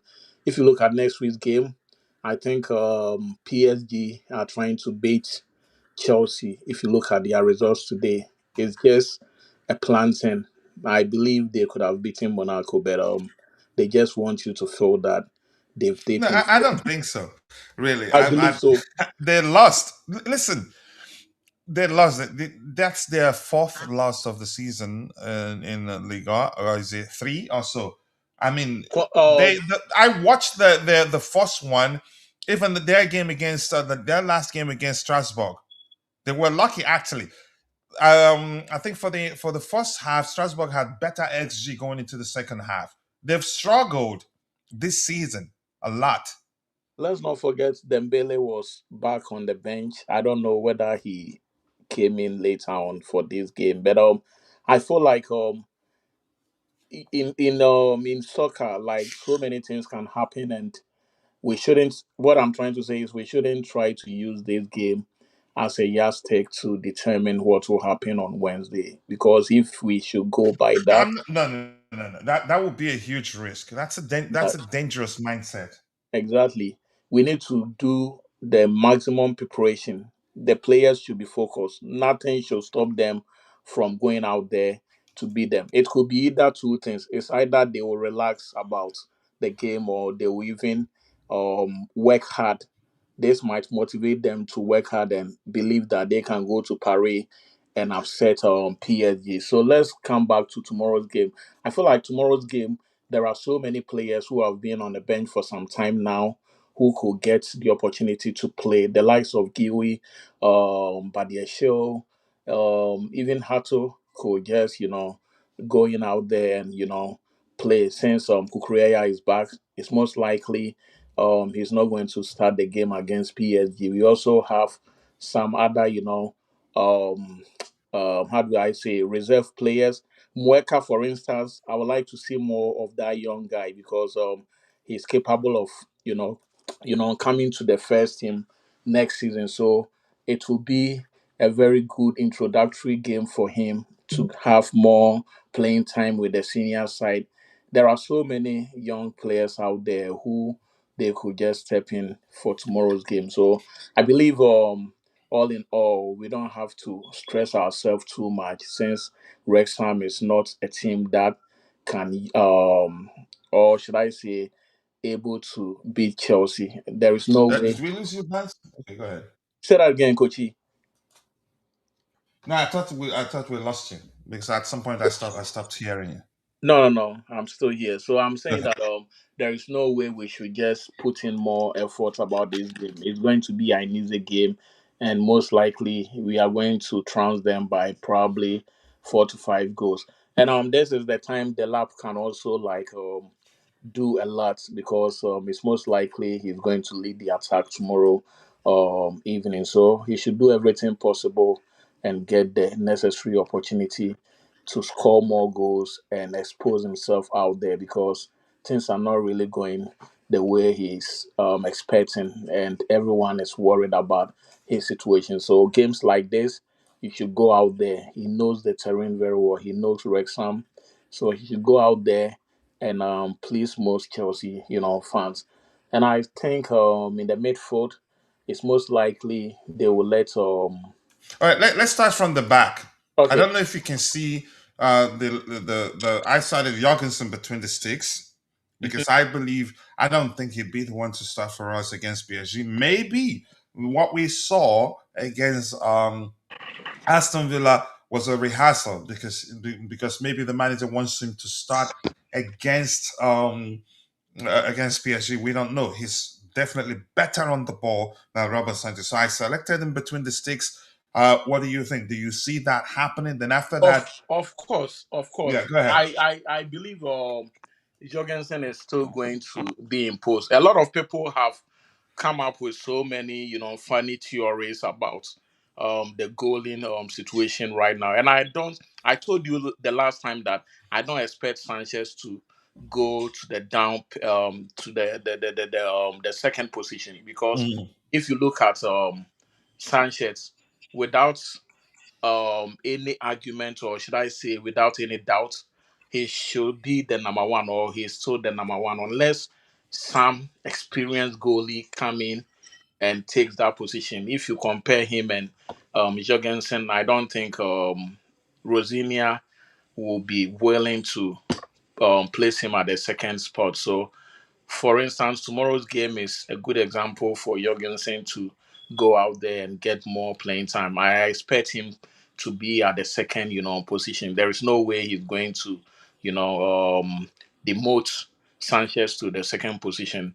For Sanchez, probably he could also start tomorrow.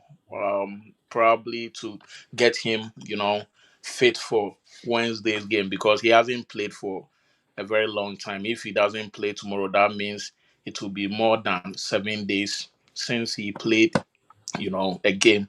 And by the time they get into the game itself, it will be around 10 to 12 days, which is not really good. So I believe if they really want him to start the Wednesday game, maybe he'll be the one to start. But as it stands right now, as I told you, Jorgensen is still the number two, and I don't think Sanchez is going to be going So, to but them. you think Jorgensen starts tomorrow? Yeah, Jorgensen is most likely going to start tomorrow. All right. Let's look at the back four. The back four on the left, and in the left back position, I have Marc Cucurella, and the reason being, if he's going to start against PSG, he needs to play tomorrow to, you can say, to Get continue regaining match fitness. yeah, I Right mean, back, I think Joshua Chipong starts. I think Tosin starts as one of the Tosin and Sa will start as the two center backs. But let's hear your thoughts on that too. I believe um Cucurella is going to play, but he will come in maybe 10 minutes Or today. he will start and be taken off, maybe. No, he will come in. Remember, had to play 90 minutes in that last game. Yeah, Hato is likely going to start, but at a point, Cucurella is going to replace Hato maybe after second half, or maybe 15 minutes to the end of the game, because he just returned from injury, and if you want him to get fit for Wednesday's game, you don't have to, you know, put a lot of weight on his performance, or you don't have to put a lot of work on him so that he will just be worn out before the game starts on Wednesday. So you just need to manage the time that he's going to play. And Kukureya is somebody, I believe, between him and Hatu, they feel like if Kukureya is around, it's going to be very difficult for them. So they are expecting him to be around. And I believe Rosinia is going to use Kukureya on Wednesday. So tomorrow's game, he might get some few minutes, but it's not going to be 90 minutes for this particular game. And for the center backs, I Mhm. expect Badiashile and Tosin. Badiashile and Tosin could play. You And don't think Sa plays? Sir, I told you I'm vying for Sir to be playing in the main game on Wednesday. I told you Sir and Chaloba are going to be paired for this particular game. So I don't expect Sir to feature for the whole 90 minutes. He could also come in, but I expect him to play on Wednesday. He's going to be paired with Chaloba for Wednesday's game. And I don't know, Achampon, I think Achampon can play the right back. So obviously, if I was Rosenia, I would push Achampon to the right back for tomorrow's game.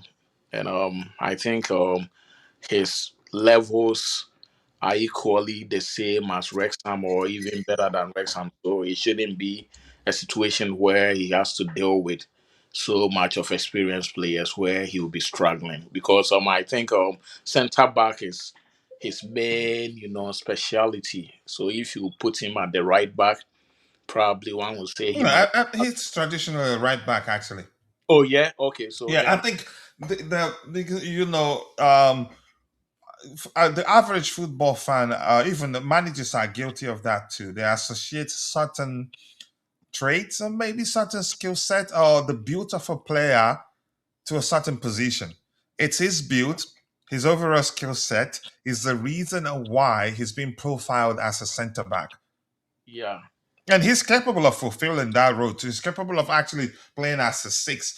But if he gets to play tomorrow, I think he will be in the right back area yeah, because the red manager back. wouldn't want to risk James Yep, and Gusto because yep, both I think will be on the pitch against PSG, which was why I said the 11 we saw play against Aston Villa more like a rehearsal to the 11 we'll see on the 11th.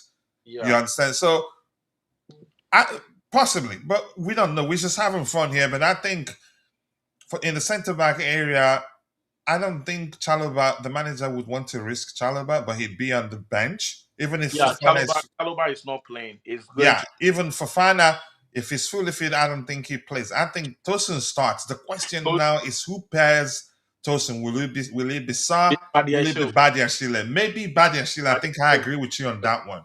Yeah, Badiashile is going to pair with Tosin for tomorrow's game because he hasn't played for some time now, and who knows, he might get the opportunity to play a little bit of Wednesday's game. So it will be a very good preparation for him for. So yeah, let me change Sa to Badia Shile. I think he makes sense. And Badia Shile, he hasn't played in a while. Yeah, he hasn't played in a while, So if so anything, I think he gets the chance to play in this game. So yeah, I think I'll still leave Cucurella. I don't see the manager making a wholesome change here. I think Hato will be given a bit of a break, and Cucurella coming in not because he's not going to play on. It's not because he's not going to play against PSG, but because he needs to play more to regain match fitness. But let's go to the two sixes. I selected Romeo Lavia and Andrea Santos. I think it will be both. I think the manager will still have Caicedo on the bench in case if I it's was needed. But thinking let's hear you. I was thinking about the three midfielders for tomorrow's game. I was really thinking if Esugo is fit, I don't mind throwing. I think he's not quite ready. No, I don't think so. Yeah, if it's not ready, then it will be difficult for me. And I would say I will use Lavia, Santos, and Casedo for tomorrow's game.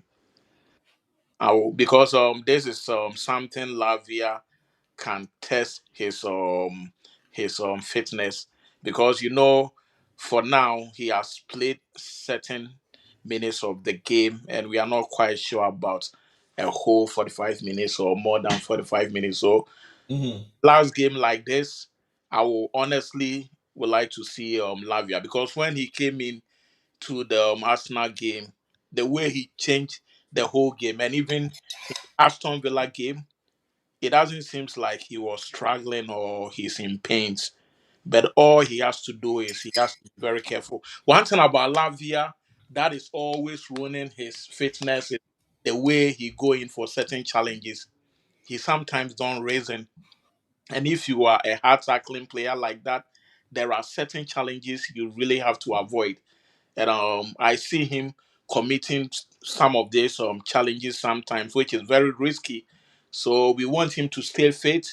He can be in the middle and help out, but he has to be very careful because this time around, if he should go back on the injury list, it would be very devastating, and we don't know what is going to happen to his career at Chelsea. So I will just use this players, So Santos, I think Lavio starts. Lavia, He Santos. might not play 100%, but I don't think Caicedo starts this game. No, Caicedo is going to start. No. Caicedo, and in fact, he's going to be the captain of the day. Caicedo, Lavia, and Santos. They are Yeah. So players. you think Caicedo starts this game? Yes. No, I don't think so. Can you check how many games he's played in a row? Caicedo is a machine, Coachy. No, but yeah, you don't want because I don't think it makes sense because a player is a machine. Then run the machine until the machine is broken. You Well, get my opinion though. It will be a huge risk. I think he will be on the bench, but I'm telling you, Coachy, Caicedo. If just look at the trend, some of these games they always let Caicedo play, and he's always the captain of the day. So just watch out. I'm feeling that he might start tomorrow, and he's going to be the captain of the day for this particular game. Yep. so you think okay? We'll see. Yeah, I don't think Caicedo starts. I think it's I'm going to very be positive. Lavia and Santos. That's Yeah. just my opinion. And who will be Um, the third? Who will be the third person in the no, middle? I think Enzo Fernandez starts this one as a 10. I don't think Enzo will start tomorrow Who do you think starts? for the 10 position. Hmm. They might throw in Estevao for the 10 position, and I don't. The manager, I don't think he starts this game. He's nothing, not nothing. I think the injury he had, we heard from we learned from the manager's comments from the manager's presser that it is a hamstring injury, and he did say the manager did say specifically that we need to be cautious. We don't need to rush him back, although he's back, but he's not quite there. Which for me, and Rosenior does come across as the sort of manager that's not in a hurry to bring players back into the fold. Hmm, because Enzo Fernandez playing at the number 10. We might not see Enzo, but let me ask you this: Mhm. Pedro Neto, Yep. his red card, how many games and does the FA Cup count? I'm not quite sure if it was a straight red card, but I can check it right now. It was the second yellow. It's a second yellow card. Yeah, Then I don't. most, it's Can the most rules? likely he will serve just one match. And Drew is in the chat. Drew, if you're there, Pedro Neto's again, how many games will he miss, and does the FA Cup count? I'm not sure. You miss, hold on, 2 yellow cards in FA Cup. Let me see. I think if a player gets 2 yellow, I it's saying no suspension yet. That is no. No, I think there's a lot of It hold on, becomes stop. They're saying one match. It say one match. no, but why 2 yellow cards in the same match. Chelsea's hold on, why Chelsea's Pedro Neto is facing extended ban for Arsenal's red card? So there's I think it's not straightforward to me. Let's see if Drew can help. If Drew is still there, I don't think he'd be available for this game. I'm not too sure. Let me see if he's a bit. Oh, you're talking about Pedro? No, all this I thought you were talking about. Oh no, he can't play because I think he got a serious he was penalized for something. There was also there's also Extended. Yeah, yeah, extra yeah. No, penalty. Yeah. Pedro Neto is not going to be available. He should be missing about 2 or 3 games, if I'm not mistaken. But Yeah, I I don't just think don't want to gaslight people. I just don't want to gaslight people here, but I don't think he'd be unless available for maybe this game. Yeah. unless maybe that punishment is not going to extend to other competitions in England. But if it's going to be used in other, competitions, then I think he's not going to be around for about 2 or 3 games. I'm not quite sure, but I don't think he's going to be available tomorrow. Is Pedro Neto available tomorrow? All right, let me catch up with what you have here. They lost proper. I agree. They lost proper. Their players had is in the Chelsea game. Probably they may be too focused on getting a chance to get one, or you can say to get their revenge. Yep. Welcome CFC gamer. And Drew here says, Coach, I would start Ganacho versus PSG, not Neto. I would rather NATO, for reasons I've explained. NATO, um, give me one second.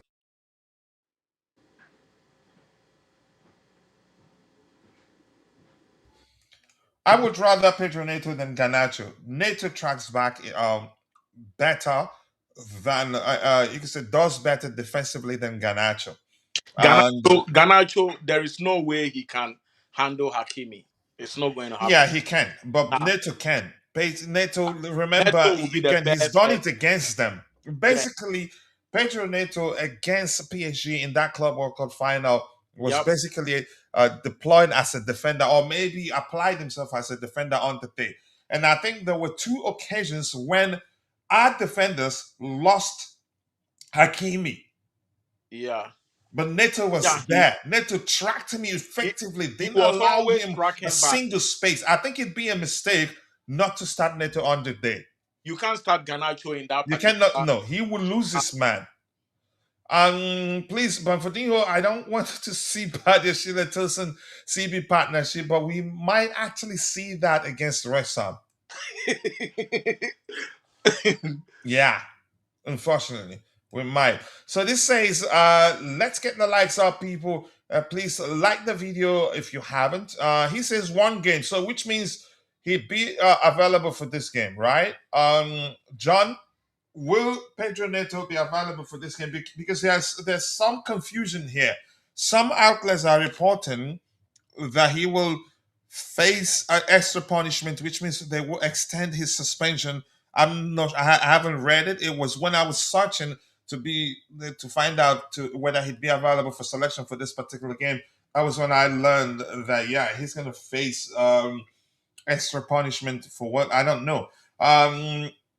He's solved already. Okay, I think no suspension. Okay, Yeah, he's going unless the current FA charges stand.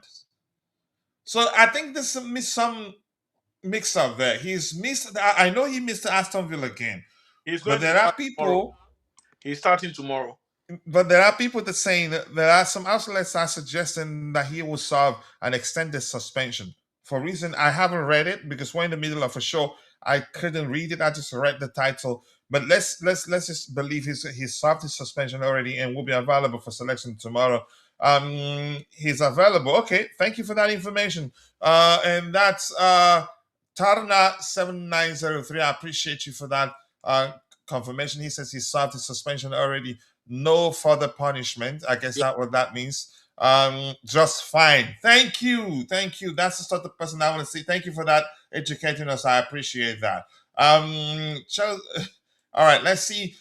He is available and ready to play, and I think he's going to play in that 10 position. So, which means Enzo Fernandez can get a break. That charge would definitely be a fine. Okay, thank you.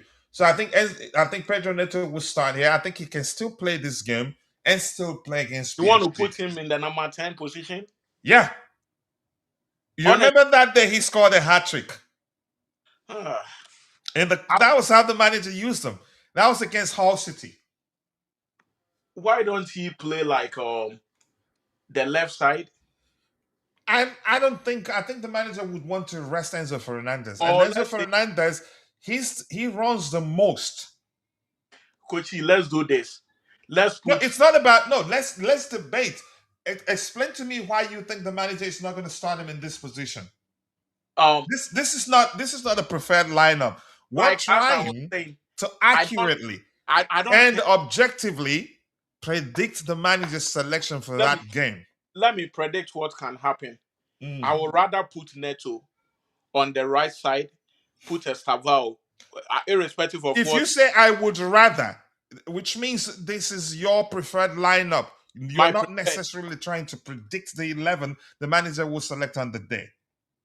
Tomorrow, I feel like if Estevao is slightly fit for this game, I don't think something will stop him from playing because he too hasn't played for a very long time. He didn't play Arsenal Did you game. listen to the manager's presser? I don't think he will risk it because it's a Well, hamstring injury. He's then not gonna, and I don't think we're lacking numbers to the measure you say we'll definitely need him or we'll lose that game. you know what? Okay, let's do this. I will put Ganacho and Neto on the flanks. Then I will let the lap stay in the middle with them. Okay. What about that, Kochi? Now, here's the thing. It's not a matter. It's not about what I want. We're trying to predict the manager selection here. Yeah, like if Okay. We yeah, but we both agree that Neto is gonna start, right? Neto is likely going to start because Okay, we he both didn't agree get that the lap definitely he's gonna be the number 9. number 9. Yep, and I'll Yep. put So we have Neto two left. positions now. Ganacho, I think, might be on the pitch He will be on the left. on the left. So Then one Neto on more the right. player. The Who's lap. that one more player there? Let me see. One, no, 1, 2, 3, 4, 5, 6, 7. 1, 2, 3, 4, 5, 6, The 7. player on the right hand side is what we're looking for. I Uh, don't think Cole Palmer starts that game. He might. I don't know. oh yeah, we're left with one person. Kochi, why don't we throw um hmm. All right, I will go by what you were suggesting. I will put Enzo in the number 10. To me, it doesn't make sense that he plays. I think we're gonna see one academy player, and it might be that kid Jesse Derry on the right hand side, You think so? possibly. I don't think Enzo Fernandez starts tomorrow. Mm. That's just my opinion, anyway. And we're having fun. And as I've said before, in terms of the lineup right Okay, now, predicting in terms of you can say us being able to accurately predict the manager's selection, we don't have too much to work with. I'm going to go to the under 21 and borrow some few. Washington is there. David Washington. And I no, don't, I don't think there are other players currently ahead of him. In my opinion, I'm not too sure what's going to happen. Mueka is also there. But I think we'd see Derry more likely. Here's one thing that you could argue that probably you could say the manager he doesn't have the luxury to experiment a lot. So every game presents an opportunity for him to continue selecting, you can say, our strongest 11 and trying to drill them into playing in the manner that he'd like them to be playing. So that makes it difficult for outsiders, those that are outsiders from the starting 11, to get a lot of minutes. As long as he's still not, you can say, as long as he sees every opportunity as an opportunity to further implement his preferred approach to football. It makes it difficult for outsiders. Those are outsiders to the starting 11 to get more minutes, if you get my point. But Mm. overall, we don't have a lot to work with. It's really that simple because we don't know him that much. Circumstances have led to him not necessarily, you could say, doing a lot of the stuff that he would want to That do. that's why I was saying that um this guy Casiado is somebody who can take a lot of work. He doesn't really care a lot. He has the energy, he has everything it takes to play consistently because he has done it before and I believe he can do it. So tomorrow's game, if it's something that is not going to affect him too much for Wednesday game, it's most likely he's going to play. And if you look at previous games like that, he always starts. And most of the time he's the captain of the side. So I believe tomorrow he might start in the middle, as I was telling you. That way we can have a lot of leverage with the rest of the squad. So I expect him to play tomorrow. Yeah, I, yeah, it's not gonna be that simple. More likes, people. More likes. Keep dropping the likes on the stream. The likes do go along good. We're stuck at 19 likes. I think we should have at least 20 plus likes because we still have 48 people following the show on YouTube. In total, we have 83 people following the show, and 48 on YouTube. The rest is shared between X and Facebook, whether equally. Coachila doesn't know, but yeah, we can do with more likes. If you haven't, take a second, drop a like on the video, and also do subscribe to the channel if you haven't. That charge would definitely be a fine. Thank you for that. Badia Sheila Schuster away from football. He is useless. Dang it. That Wilfred Silvanus Tope. I hope I pronounced your last name correctly. He will play a 10 because we have Academy Boy to play in the wings. Yeah, I think Jesse Derry gets a chance to play as a winger. I think Pedro plays in that position. That experiment was nice and it paid off. That was the most productive I've seen Pedro Neto again at Chelsea. Really, he looked a different player on that day that he was deployed as a 10. Um, let's see. They are sending McQueen and Derry from the academy, which means Derry definitely gets a chance. I think he starts, not even off the bench. Washington, oh, he's currently injured. Thank you for educating us. Caicedo shouldn't play, and I don't think he will play, but he'd be on the bench in case if he's needed. Wednesday is PSG, Saturday Newcastle, then Tuesday PSG again. Yeah, so the game are coming in thick and fast. It just wouldn't make sense to overburden certain players and risk them burning out. I don't think it'd make any sort of sense. So it would be oh, better oh, of oh, being. Kochi, we forgot about McGeary, so he can. Yeah, he might play, but He, let's look he at that. can The 11 was selected. So do I see? Margui can actually play, yep. and Rosenior hasn't. I think he's used the lap on the flanks before. We might see that happen again. Really. Yeah. I see Gui. McGeary is most likely going to be out there. Yeah, so let's say Gui is going to start. So which means the lap could move to the flank. He's used them at Hull City. Rosinho used the lap as, as a winger. We might see, and he's done it one time at Chelsea. We might see that again. So number 9, I'm going to choose Margui there. Then right here, then again, the lap most likely on the left or on the right, but it doesn't really matter. So I think you're correct. I think Guy starts this game. Yeah. Yeah, It's and the lap, if he's on the pitch, he'd be again on the flanks, maybe. yeah, if I mean Wrexham is not a team the lab cannot handle in any part of the field. So if He he's can bully them. yeah, he can start from the flanks. Yeah, I think Uh, we might see something close to this. If we end up being a different starting 11, probably slightly different. It's not going to be a lot different, honestly. But that's my opinion. All right, keep dropping the likes on the stream, people. The likes do go a long way. I think covered all um we've covered all the items out there. Even when we went news hunting, we covered quite a lot of stuff. um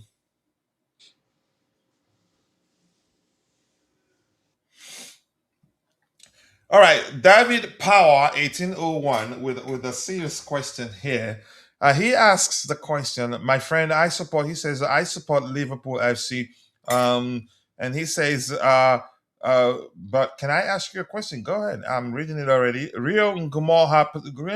Okay, he says, let me see. Can I ask you what you think Rio Ngumoha's potential is as he used to be in your academy? Love the content, even as a rival pure fan. Thank you. Sincerely do appreciate that. And I'm going to be honest with you. Uh, Okay, I'm gonna try to put myself in the shoes of a neutral fan and be as objective as possible. I wasn't happy that he pushed to leave Chelsea, yeah, but I think he joined the wrong club. Not necessarily because I don't like Liverpool, because yeah, he's not gonna play a lot, And if you followed Liverpool since he joined Liverpool, he's only you can say he's only gotten to play only when Liverpool struggled to you can say struggle to get results. That's the on occasions that I've seen him play. That's the only times that I've seen the manager and the slot call upon him. But he's such a talent. The sky is the limit. He's such a talent that if he joined, had he joined like a mid-table team where he gets to play week in week out, I think by now, since if we're going from the time that he joined Liverpool, a lot of people will be going, why did Chelsea let him go in the first place? But the discussion with regards to why Chelsea let him go, it's not that straightforward. It's a bit complicated because at certain age, you get to you can the club cannot force you to stay. But that's I anyway. I digress. That's a discussion for another day. Ngumoha, excellent signing, but he needs to be playing. Maybe Liverpool should consider sending him out on loan. But I mean, he would have been better off joining a mid-table team that you could say because a lot of them don't have quality in depth, and I think he'd be starting for some of the mid-table teams in the Premier League. And he's such a confidence chap. He's still very, very, very young and raw to a certain measure, but he's very confident in his abilities. All right, let's see. I'll come to you, Bans, so you can add. You can say if you have anything to add to, or maybe if you want to respond to that question your own way. Just give me a few seconds to catch up with what we have in the chat here.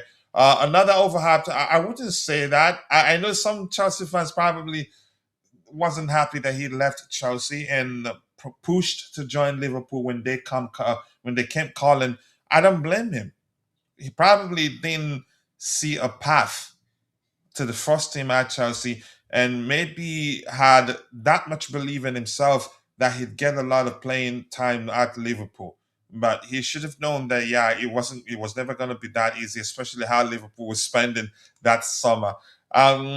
Seeing so many these Flair Academy players in the past, it's a matter of them. They need to be playing, irrespective of how good a player is at like you say at certain ages, age brackets, you need to be playing. Otherwise, your development will stifle.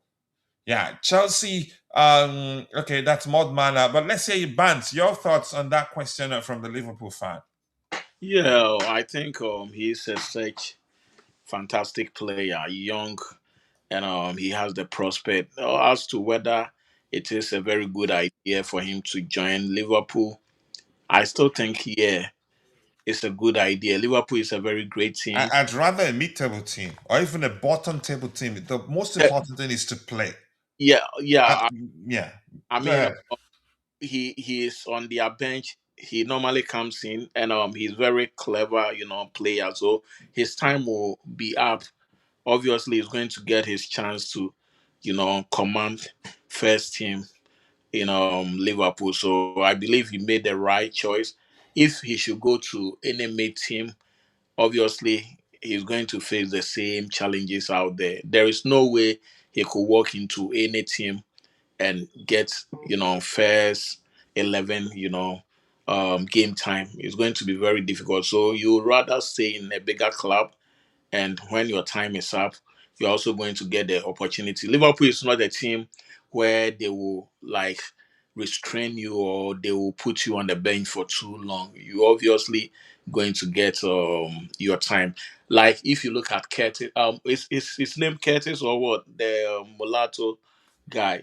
He used to be on the bench. He didn't get enough time, but as time went on, now he's in their first 11. So I believe in a couple of years he's going to be the main guy in Liverpool, and we shouldn't be surprised if Salah goes. There will be a very great opportunity to pair with Eketiki. So I believe he made the right choice. And in football, you have to know where you are going, because if you make a wrong decision, you might end up not, getting the best out of your career. And if you look at Chelsea right now, since we're not looking good for younger players, and I think maybe that was the main reason why he chose to join a team where they appreciate the young players and he will get opportunity to play. So him being at Liverpool, I think it is the right thing for him. Any player who choose to join Liverpool and Manchester City, I think you are in the right team. And Here's the thing. mhm. He's not a polished player yet. Oh no, but I think he showed Yeah, some. I'm coming. He has the potential. Mhm. He's such a talent, and that is.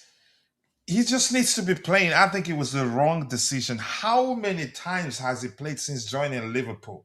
That's the thing. I don't think it was a well calculated move from, you say, his camp or maybe whoever that's Coachy. advising So him. if It was a huge mistake. mhm. Liverpool was spending heavily before time.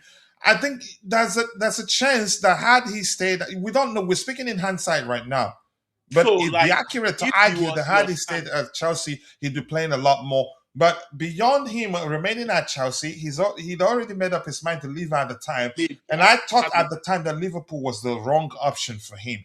But Mid-table teams at his age, and because he didn't have much exposure if before joining Liverpool, they if weren't you signing him as a first team player. It's just that because, maybe they had to promise him first team minutes before he put pen to paper. That's probably why we see him get minutes, few minutes here and coach, there. let me say this. If this guy is your son, I would need to know where you would like him to play. And my statement that I will make is if this young guy was still here, let's not forget we have the lap, we have Jackson, we have João Pedro who is on fire. The opportunity for you is very limited. But you have a Liverpool team that Mo Salah might go in a few years, let's say in the next 2 years or even next season. Who knows? Salah will not be here. Okay, and what is he gonna be doing until that time? Oh no, he will get the opportunity. But he's not gonna get enough opportunities. Like That's my I argument. watch him against Wolves. Is well, yeah, against Wolves, and he nearly And why scored. was he introduced? Because they were losing. Yeah, coachy. If a coach, Exactly, that's the thing. He has to take that, which means he's not going to be playing enough. He only gets to play when they are, that you could say, in a very, you could coachy, say, when they're losing games, and the manager, coachy, after giving opportunities to the senior players in the team, and they fail to deliver. coach. That's when he You gets to know what? play. He's down, you could say, at the bottom of the pecking order. He's last in the pecking order. That's not okay for a young player. That's the point I'm trying to Okay, make. coach. But in the EPL right now, tell me any team this young man can go in and get a constant first 11. Had he gone to a team like Fulham, he'd be playing Oh week in, no, week he will out. not get opportunity in Fulham. He will. Honestly, he will. This guy will Listen, only get. okay, you know what? Let me just phrase it this way. He'd get a lot more minutes at Fulham than Liverpool. Yeah, so it's still going to be the same thing. But No, it's not going to be the same. He'd get a lot more. I did not say a few more. I said a lot more if than this young man, Liverpool. if this young man wants to get enough playing time, I would say probably he has to go to the championship. How many times we had some Which experience? also highlights my argument that to play a lot more than again, he'd be better off joining. He would have been better off joining a different team, or even Kochi, go I will on cite an loan to a example for you. a I will championship cite an team, example for or you. maybe. I will Yeah, cite an example for you. Destro Fofana. He was a fantastic player in Norway, well established. At a point in time, I think Tuchel or Potter gave him some few opportunity. But when he was loaned to some English side, he never gets enough playing time. You can also talk of Broja. You can talk of so many players who go to other teams and the opportunity is not there. So if I have to leave a big club like Liverpool where I will get exposure, I will play alongside Mo Salah at training grounds, learn from him, and I don't even play enough time. And once in a while, I will play, and I know that I'm going to take over one day. you know we've been there before. Do you remember what club Solanke joined when he left Chelsea? Salonke joined I think Bournemouth. No. No, he joined Liverpool. Yeah, And exactly. he We've joined been there Liverpool. before, and he got a few minutes here and there on that. I think it was club. Here's the thing. I think, irrespective of how much I try to explain my view on the Mhm. matter, I don't think we would ever Will be agree on whether it was the right decision for him to have decided to leave Chelsea and join Liverpool. My issue isn't that he left Chelsea. I've seen that happen a billion times. I just Mm. thought at the time that Liverpool was never the right choice, Yeah, I mean, in you my might think opinion. so, but Kochi, Not yeah, because yeah, he needs to be playing week in, week out, as talent as he is. let's not forget the As guy is talented as not he is, even. so to I speak. don't think. I don't think he's even 20 years. And if you have opportunity playing alongside Salah, and in the next 2 years, Salah is not going to be there, and you'll be about 21 years. Why would you join Fulham team where you might also not get any playing time over there? It's the same All thing. right, here's the thing. I'm not gonna say I don't work for Liverpool, and I'm not Anna Slot. I don't select the team for him.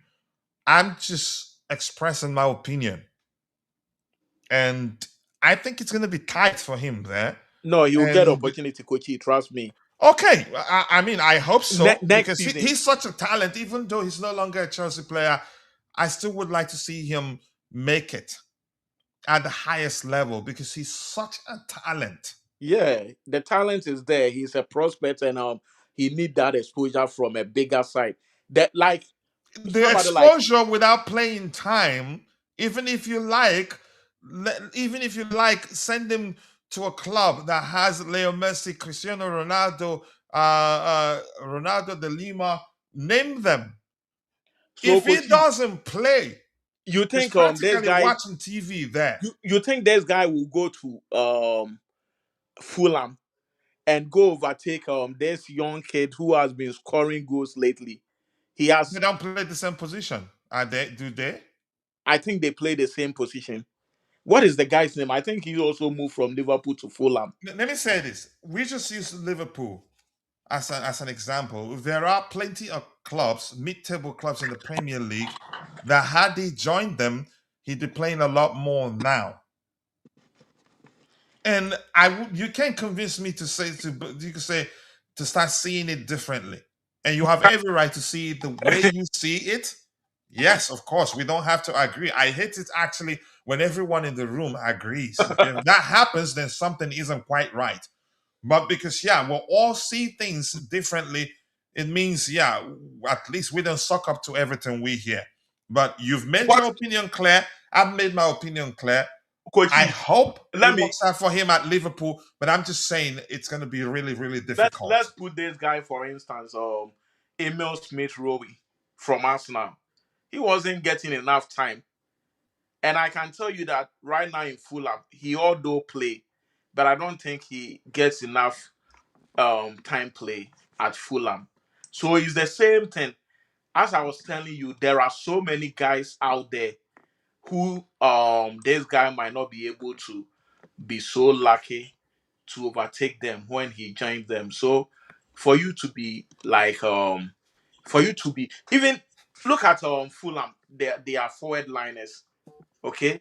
They have Chukwueze, they have Iwobi, they have so many good players. Munes, they have Jimenez. Look at all these players. It's the same thing. Wilson, the player I was talking about, Wilson, he has been scoring some crazy goals. So if you have Munes, you have Jimenez, you have Wilson, you have Iwobi, you have Chukwueze. Let me say this. Here's where I'd listen to your. I mean, you can say I'd say, okay, you know what? It makes sense that he stays, that he joined Liverpool, and he gets to learn from Yeah, Salah, Ekitike, learn and the from others. guys. That only makes sense if Honest, the manager rotates, who doesn't want and the rotation means he gets to play when a certain 11 is on the pitch. But that's not the case. He only gets to play when Liverpool are winning by 20 goals to nothing, or when the Liverpool are losing and the manager, you can say when and the manager already Ken has already given opportunities to the senior players, and they found no solution, and then he gives some opportunity. I would rather stay with Salah, learn from Salah, let him live, bless me with all that he got. Then I will take over from Salah. He, Hmm. in fact, he's the future of that club. Right now, he's one of those young players. And if you look at Oh my pecking order, gosh, what did I do to Bass? when you when you look at the pecking order right now, I don't think they have a lot of players that he might struggle with. If Salah leaves, the opportunity is right there, and we all know that Salah nearly left this season. At a point in time, he nearly left Liverpool. So even if you should say that Salah will be here in the next 2 years, this young guy can wait, get some little playing time, learn from the big guys, and boom, when you are there, it's all good for you. You don't want to go join some other teams. They will bring you back to Liverpool. It will not work. They will send you to another team, different managers, different environment, different so many things.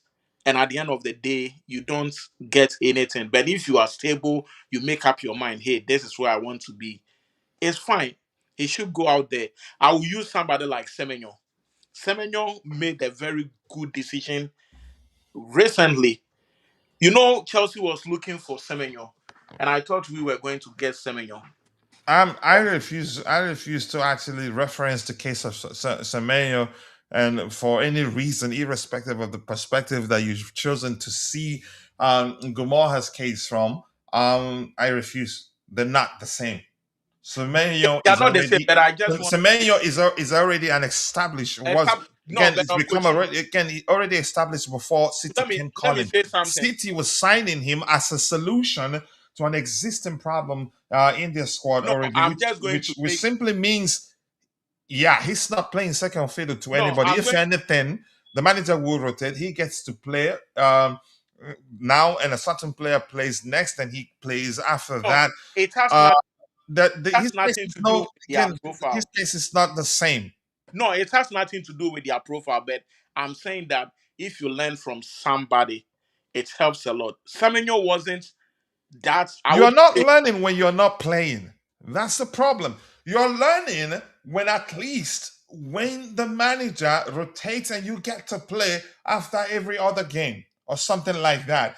You're mm, not learning when you get to play only when the team is losing and the manager he's given opportunity to the senior players in the squad or to the most trusted players in the squad or to those that are above you in the pecking order, then that's when he says, you know what, okay, I've tried everything I can. Let's give this well, kid a chance. well, Maybe he'd come on with the motivation to prove to me that he deserves to be starting games and then help us win or get an equalizing goal. It just doesn't make sense that he, of all the clubs that were interested in signing him at the time, he chose Liverpool. I oh no, don't let me know what his advisors saw or what they took time to, you could say, to look at the situation and go, well, geez, you know what? He'd be better off joining Liverpool. I'm I just think expressing I my think opinion most here. I I'm think most saying my overall point is you're not learning anything if you don't get to play. If you only get to play, I'm just gonna keep I'm just gonna keep going in circles because yeah, I'll still present the same argument. But go ahead with what you're saying. no, I see a lot of people commenting about Semenyo's situation. It's not about him being a young player trying to sit on the bench, but I'm saying that at a point in time he had Asamoah mentoring him for a greater things. Like when he went to the national team, there was a time Asamoah had a personal time with him, and I'm not surprised he's making a lot of impact right now. So if you are playing in a team like Liverpool and you have somebody like Salah who is going to mentor you for you to become a greater player, I see no reason why I have to go and play Nottingham Forest or go play in Fulham. It's still going to be the same thing. He's still not going to get like enough playing time. He will come back to Liverpool eventually. So me, Okay, I'm just gonna say this, and then I'll let you win. No, Kochi, you won. Here's what I want to say. No, you Let's say won. we have two teams. Mhm. One of them has Ronaldo, Messi, Ronaldo de Lima, Mhm. name them, Erling Haaland, Bernardo Silva, Akun, Aguero, name them. And we have a 16, 17, or 18-year-old in in their first team. And then we have the other one that just has Mateta as their number 9, right? And they don't have another number 9, and they have a 16, 17, or maybe an 18-year-old in their squad. But he gets to play. Mateta plays this week, and then next week, the Mateta stays on the bench while the 18-year-old starts. Mateta stays on the bench in case he's needed. But the other side, where they have Ronaldo de Lima, Ronaldo, Messi, and all of them, they don't get to call upon the 17, 18, or 19-year-old to get. He hardly ever gets to play. He only gets to play only when they are losing. And the manager, he's tried Haaland, he's tried Ronaldo de Lima, he's tried Messi, and all of them, and everything up his sleeve, and it's not working. That's when he says, okay, you know what, Ngumoha, come. Maybe you can help us win this. Who do you think? The mentorship is nothing if you're not putting it into practice. Just sharing the dressing room with them doesn't make you better. You've got to be playing. That's the point I'm trying to make here. But the other kid that gets to play every other game, he will develop better than the other one. That the only thing, the takeaway is that, yeah, he has all those names in the dressing room. He's definitely going to rub off of them and maybe be as good as them. I'm quite sure you've seen that video of Rodrigo that plays for Real Madrid, where during an interview he was in the same room with Ronaldo de Lima, I think that's his last name. He rubbed his knee and rubbed it on his. Superstitious stuff right there. Has he scored 10,000 goals since that happened? He's actually struggled after that. Kochi, But my point is, you just have to play. Playing is the most important thing, not the mentorship.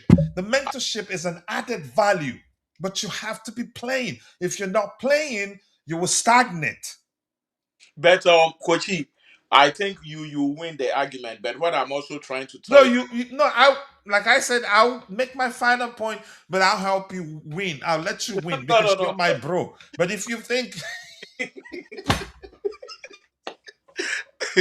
What I'm saying is, Kochi, you are too sure that young player will join a mid-team EPL side and he will go straight into getting enough playing time. It doesn't happen that way. no, the We've seen integration, it depends on how good you are. I agree with you. Broja was You'd have to be exceptionally good for you to begin to arrive at any club and so get to be a starter. you telling me Broja wasn't good enough for him to be sitting on the bench in Everton? At a point in time, I think he was in No, Fulham. he wasn't. He got a lot of opportunities at Everton, but yeah, fluffed it. Really? Yeah, I followed him because I had high hopes. What about Santos at Nottingham Forest? It Nada. was just look at the Santos's case. I'm gonna break it down for you. I'll Mhm. start by explaining to you how clubs treat players on loan. Mm. If clubs have options that are theirs for keeps, for lack of a more relatable or specific language, they don't prioritize the development of a player on loan. Mm. You'd have to be Messi or Ronaldo.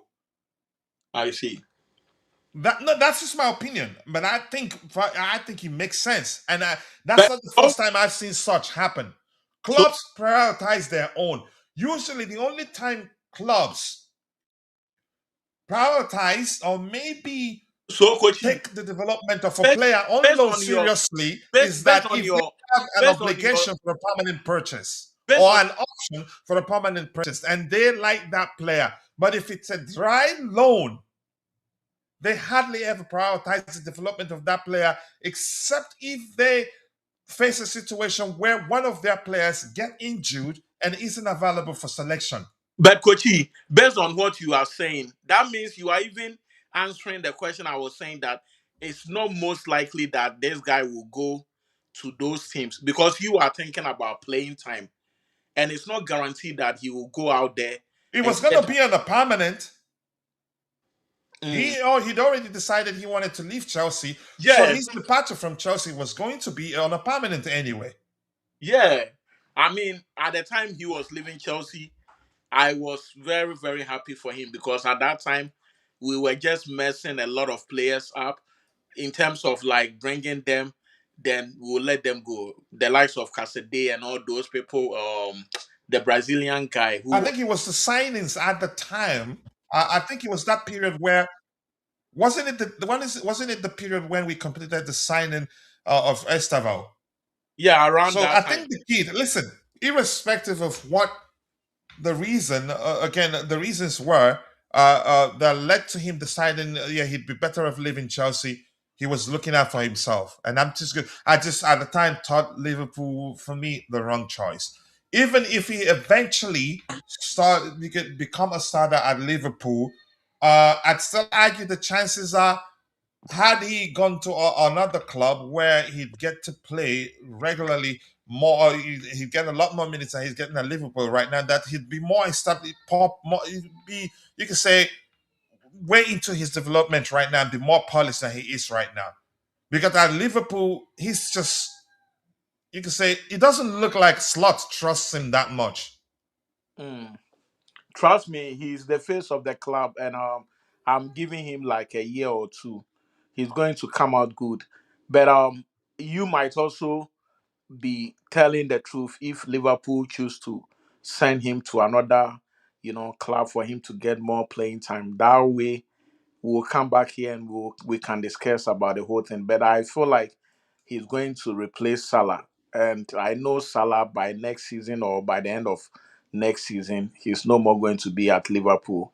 And if Slot is also at a point in time lose his job, most likely a new coach will come and have faith in him. So me, I believe any decision that he made, if I should make a decision for my son, obviously that's how I'm going to. I will prefer him being a big club and study the bigger guys. I Let them will have him. prioritize, and for my own son, you've told me about your own son. For my own son, I will. I will prioritize his development over the size of the club he's joining. I'd rather him be playing for Wolves in the bottom table, and be playing week in, week out. And then if Wolves gets relegated, he moves to another club. would, But I would will you send ensure that would he you has send an him to exit clause, such as if they get relegated, they'd let him go. Just like on the a lap did with not with Ipswich Town. Go ahead.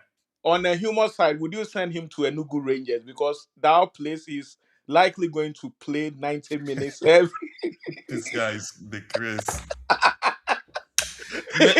Maybe Canopilas. Coach you. Yeah, so I mean, I understand what you are saying, and it's not a bad idea though.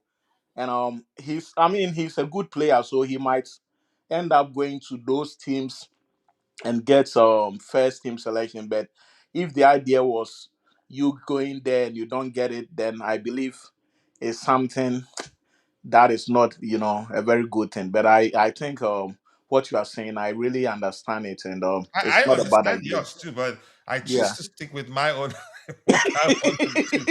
All right, let me catch up, Vance. Let's catch up with what we have. I think a lot of people have said a lot of stuff because yeah, we were debating what was you could say what we think Gamoha should have done, and thank you for that question too from a Liverpool fan. That led to a very you could argue a good debate. Really, I like it.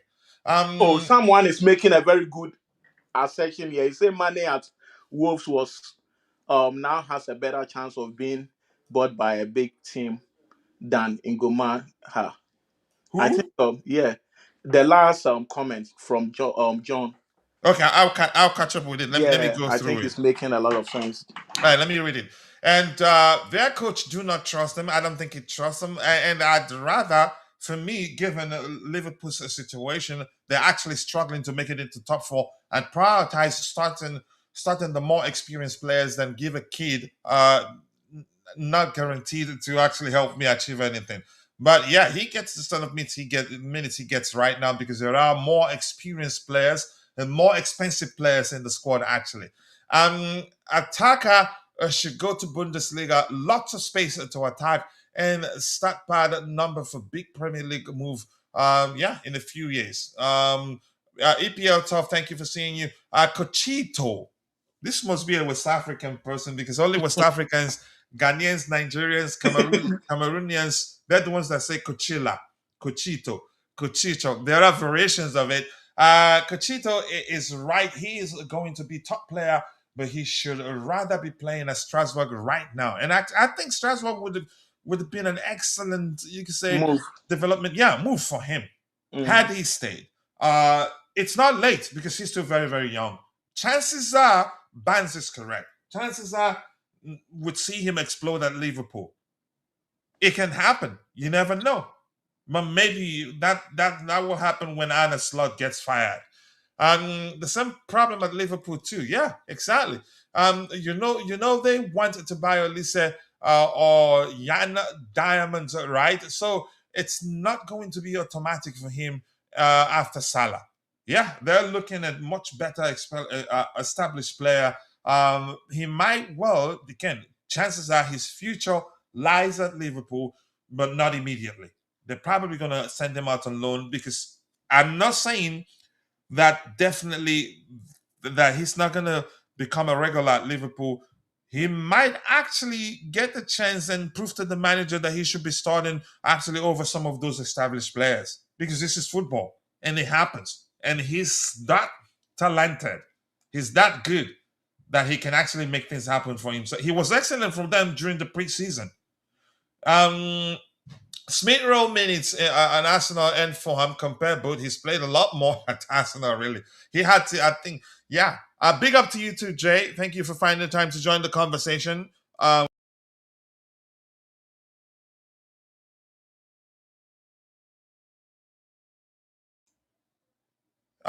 Big up to you too, Jay. I appreciate you finding time to join the conversation. Semenyo is not a kid. Okay, that's sorry, Barnes. They're all supporting me. All right, Semenyo played in lower teams for 6 years and played consistently. Yep, a lot of minutes, week in, week out. He was playing. Let's see what we have here. Remember, Ngumoha was behind George. Yeah, exactly. Um, uh, just woke up and saw PSG lost 3-1 to Monaco. The preparation is really going well for them, right? All right, but I don't I will even at that again we shouldn't go into that game with the mindset that they've been struggling and end up not you could say playing or can putting up the sort of performance or commitment we need to see on the day to get a win. Mane at Wolves now has a better chance of being bought by a big team than Ngomorha. You see that? So you need you get a lot more minutes in the lower, again in the mid-table to bottom table teams. But I definitely do understand where my bro Bance is coming from. Rion Kumoha was man of the match last night against Wolves. This pains me every time, man. He would have been the first choice at our team on the left wing had he stayed. Yeah, because there's been days where I say, you know what, had he been around, he'd be starting.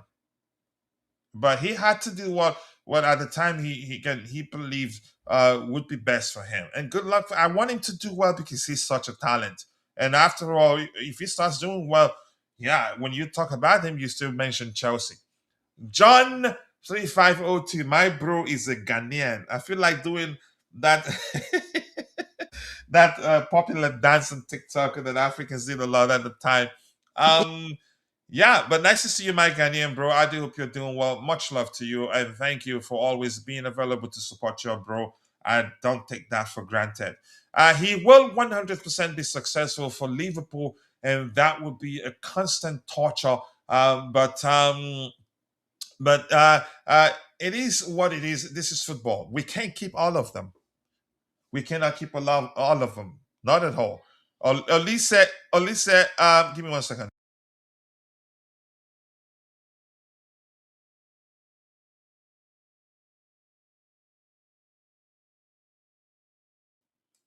So I agree. It's a possibility. He can, but he needs to be playing for that to happen. I actually see them sending him on loan, but Barnes might end up being accurate. He stays, he starts, you say, ripping up trees there, as Bobby would say. Then we'll see. Um, what is Modman saying here? He's seen a lot of people mention Liverpool. He thought we have a gimmick. We have a gimmick against them. But go ahead, Barnes. What were you saying? Oh no, I was laughing about the AI. Oh yeah. It's crazy. Sometimes he thinks he's smarter than everybody, and he starts saying some nonsense. I'm gonna go check if anything new emerged as the show progressed. And if you're watching, if you haven't, take a second, drop a like on the video, and also do subscribe to the channel if you haven't. If you have any Coachy, questions, go the ahead, player bro. John talked about Mane. Do you think if Wolves go to relegation, he might join one of the top four teams? And if I honestly don't know. that kid is good, I know is he's good, very very good. but it depends on whether there's an exit clause. I call that exit clause. You can say a clause that if they get relegated, that he'd be Mm. let go, just like the lap did with Ipswich Town. Yeah, We it don't will know. pay me if he will take this talent to championship because he can go to any of the top teams and he can succeed. You know, he can go to any of those top teams. I don't want Manchester United are most likely going to try their luck because it's a team where they might probably bring some new players next season. So I wouldn't want him to join any of our like rivals because that kid is really really good, very very good.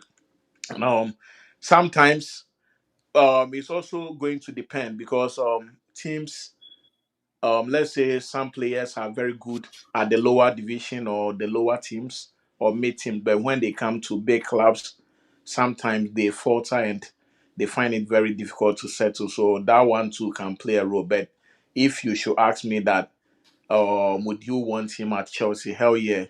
I wouldn't mind getting him at Chelsea because he's very, very good. You know, he's a very fantastic player. And I think we're looking at other. I don't know. yeah, We've been told that we will look to bring in attacking players. But that I particular don't think report it's of going to that be day wingers. wasn't specific. Go ahead. No, I don't think it's going to be wingers. There is no way they are going to bring more wingers. Let's not forget we have Modric, we have Ganacho, we have Neto, we have Estevao, we have all this. You know, we even have Pies. And it Pies, doesn't look like the club is looking to move on from Modric.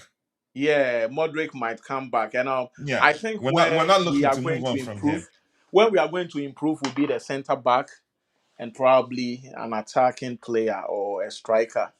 But I don't think they are going to focus on the flanks. At this point, I think we are okay with the flanks. It's not that bad. They should rather concentrate on the center back situation, get rid of all the mediocre, players. Send Disasi to wherever you want to send him. Send Badiashile. Send this guy, Torsen. Leave Achampon. Leave Kowal. Leave Chaloba.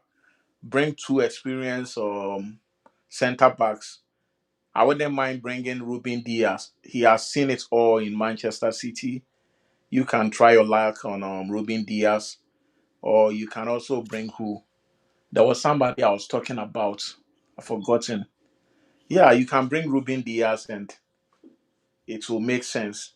And I wouldn't even mind bringing Rudiger if he's willing to join Chelsea. I will bring Rudiger. To be honest with you, I wouldn't mind bringing him. I don't know his age right now, but If it's about 31, 32, you can let him come and play like 3 seasons and help the young guys. Mhm. Yeah, he will be a very good, inclusion. So I mean, they should just look out there and bring somebody who can, come and establish himself and help the boys like the way Thiago Silva did for us some years back. Yeah. Yeah. I don't know. My picture looks like my picture is frozen, and I'm not sure why that is the case. Yeah, something isn't quite right, but Oh, yeah, the that's fine. camera. Sorry. Yeah, I see that the camera is just stuck on the screen. Yeah, it is frozen, but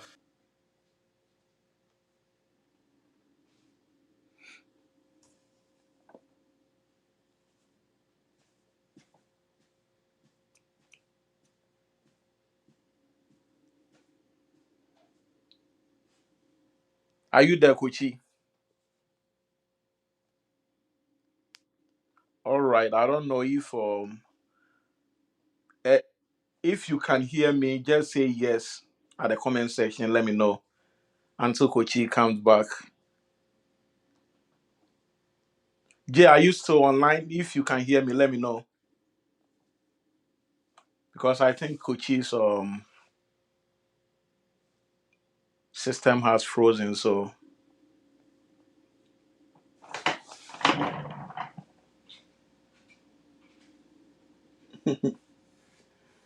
you guys can hear me or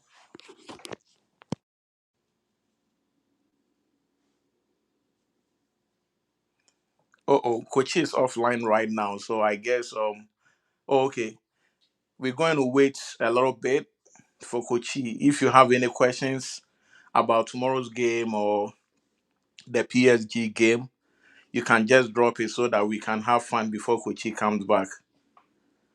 But as it stands right now, he's offline right now. So let's have some fun before he comes back.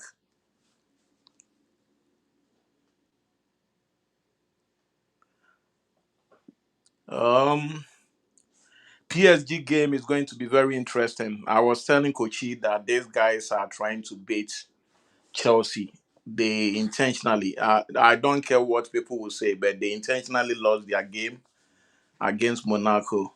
They want to just pretend as if they've like lost a lot of form, and their aim is to beat Chelsea. This is a game they must win, so they are trying to do everything possible to make sure that they get that 3 points. But I feel like our boys are going to make us proud.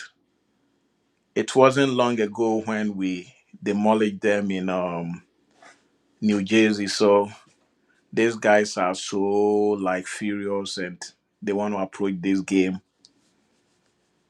and make sure that they defeat Chelsea Football Club. But I have faith in the boys. I strongly believe they are going to show up. I don't want to see a situation where we go out there and we are going to struggle in the entire game. And the way we will come back with points or maybe with a lot of goals will decide the second leg. If we should go out there and unfortunately we lose by a very huge margin, it's going to be very terrible. It looks so like confusing right now because lately you can never predict how Chelsea is going to look like in a bigger game.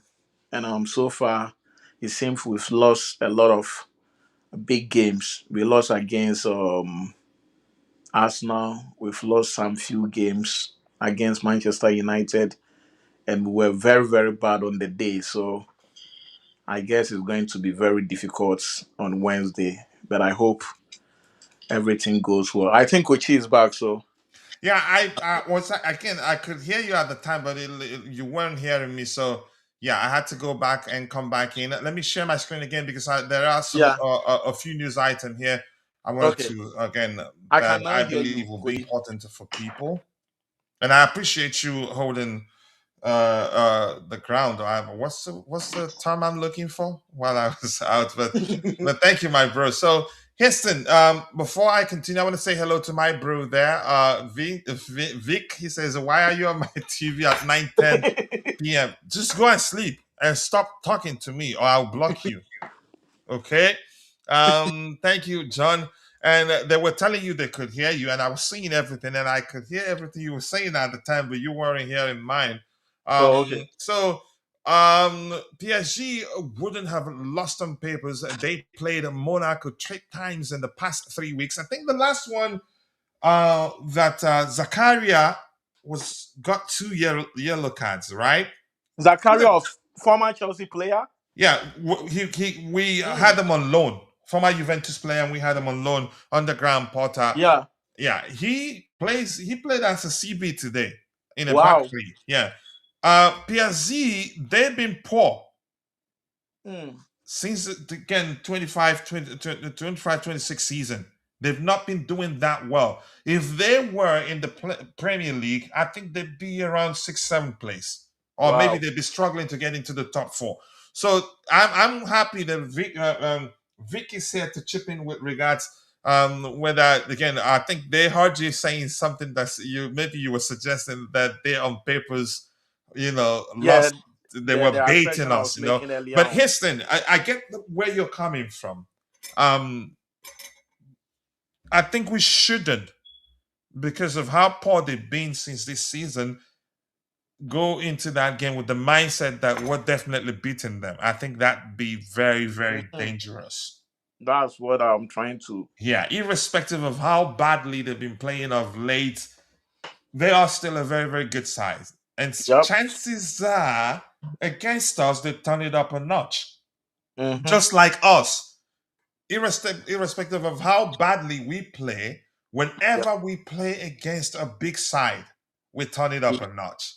Yeah, we show up. So exactly. So I think it'd be very, very dangerous for us to go into that game with the mindset that they've been playing badly. After all, they lost by 3 goals to 1 to Monaco at home. By the way, on their own carpet, I think it'd be a dangerous mindset. I And don't know that's what is when going on Charity with them. FC will tell people, okay, you think I'm gone? I'm still here. Yeah. And the result, let me look at it. Let me look at the statistics a bit. They were beaten. Yeah, I think they finished with better XG, but XG doesn't tell the whole story. They had 20 shots, shots on target 6, big chances 2, big chances missed 2, Wow. big chances for Monaco 3, big chances missed 1, shots on target for Monaco 6. The shots on target equal for both teams.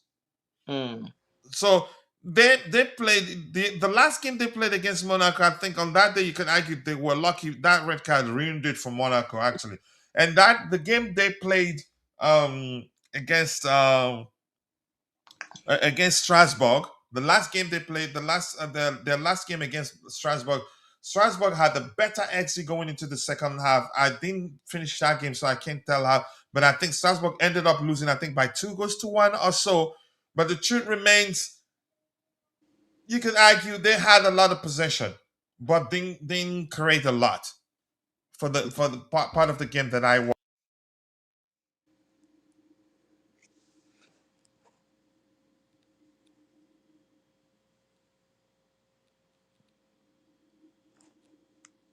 I think Coachella is frozen again. No, Okay, not Robert. frozen. Yeah, I had to.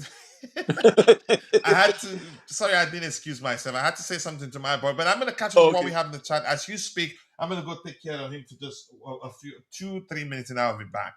No. Their coach appears to be tired. Maybe they are. They have lost 4 games in the Farmers League. They usually have 2 losses all season in that league. Yeah, something isn't quite right. Yeah, I Something is think going on. they played too many games last season, about 65. They barely rest in the summer. And I think the fast, you could say, versus Chelsea, they might actually end up overthinking it. Bands, I'm going to let you speak. I'll be back in a bit. Let me just give something to my boy.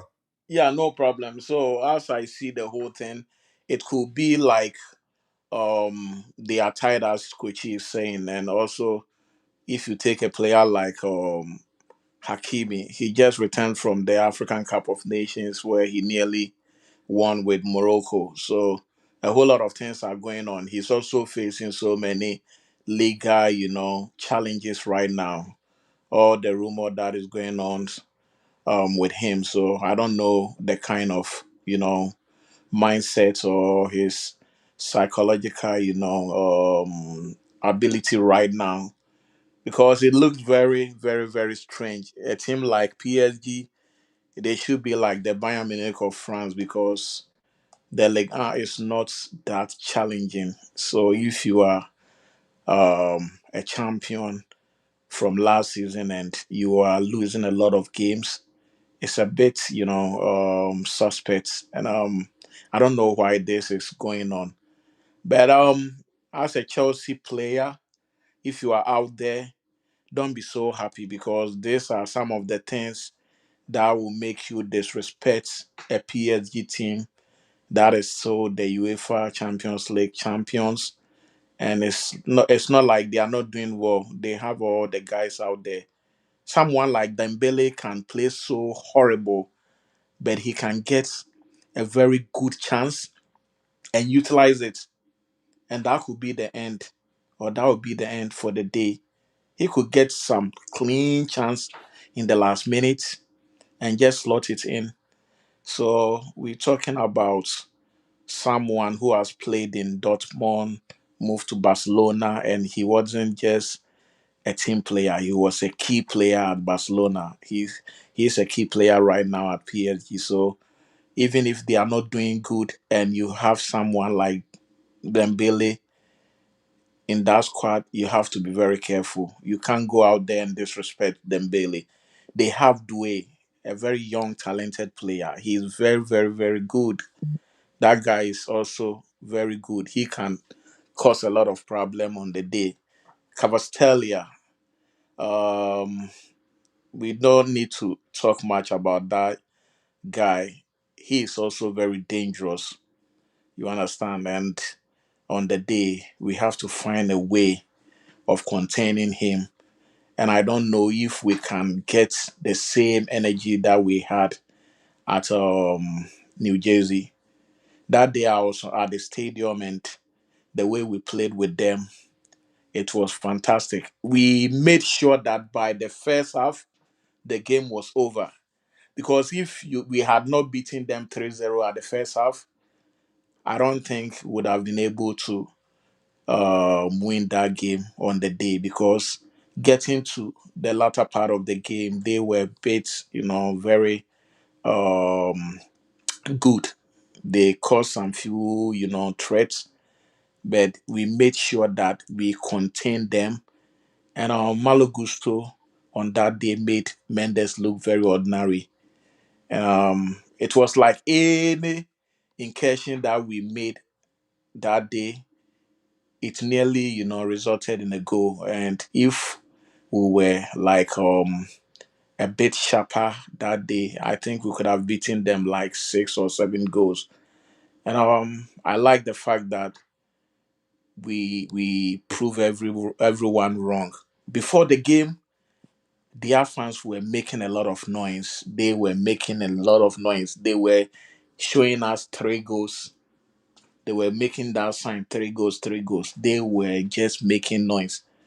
But after the first half, when the referee whistled, it was all joyous, like all the Chelsea fans, even people we don't know, we were just having good time. And that was one of the best experience out there. So I feel like come Wednesday, if we can just repeat the same thing for those guys in Paris, that would be a very good thing.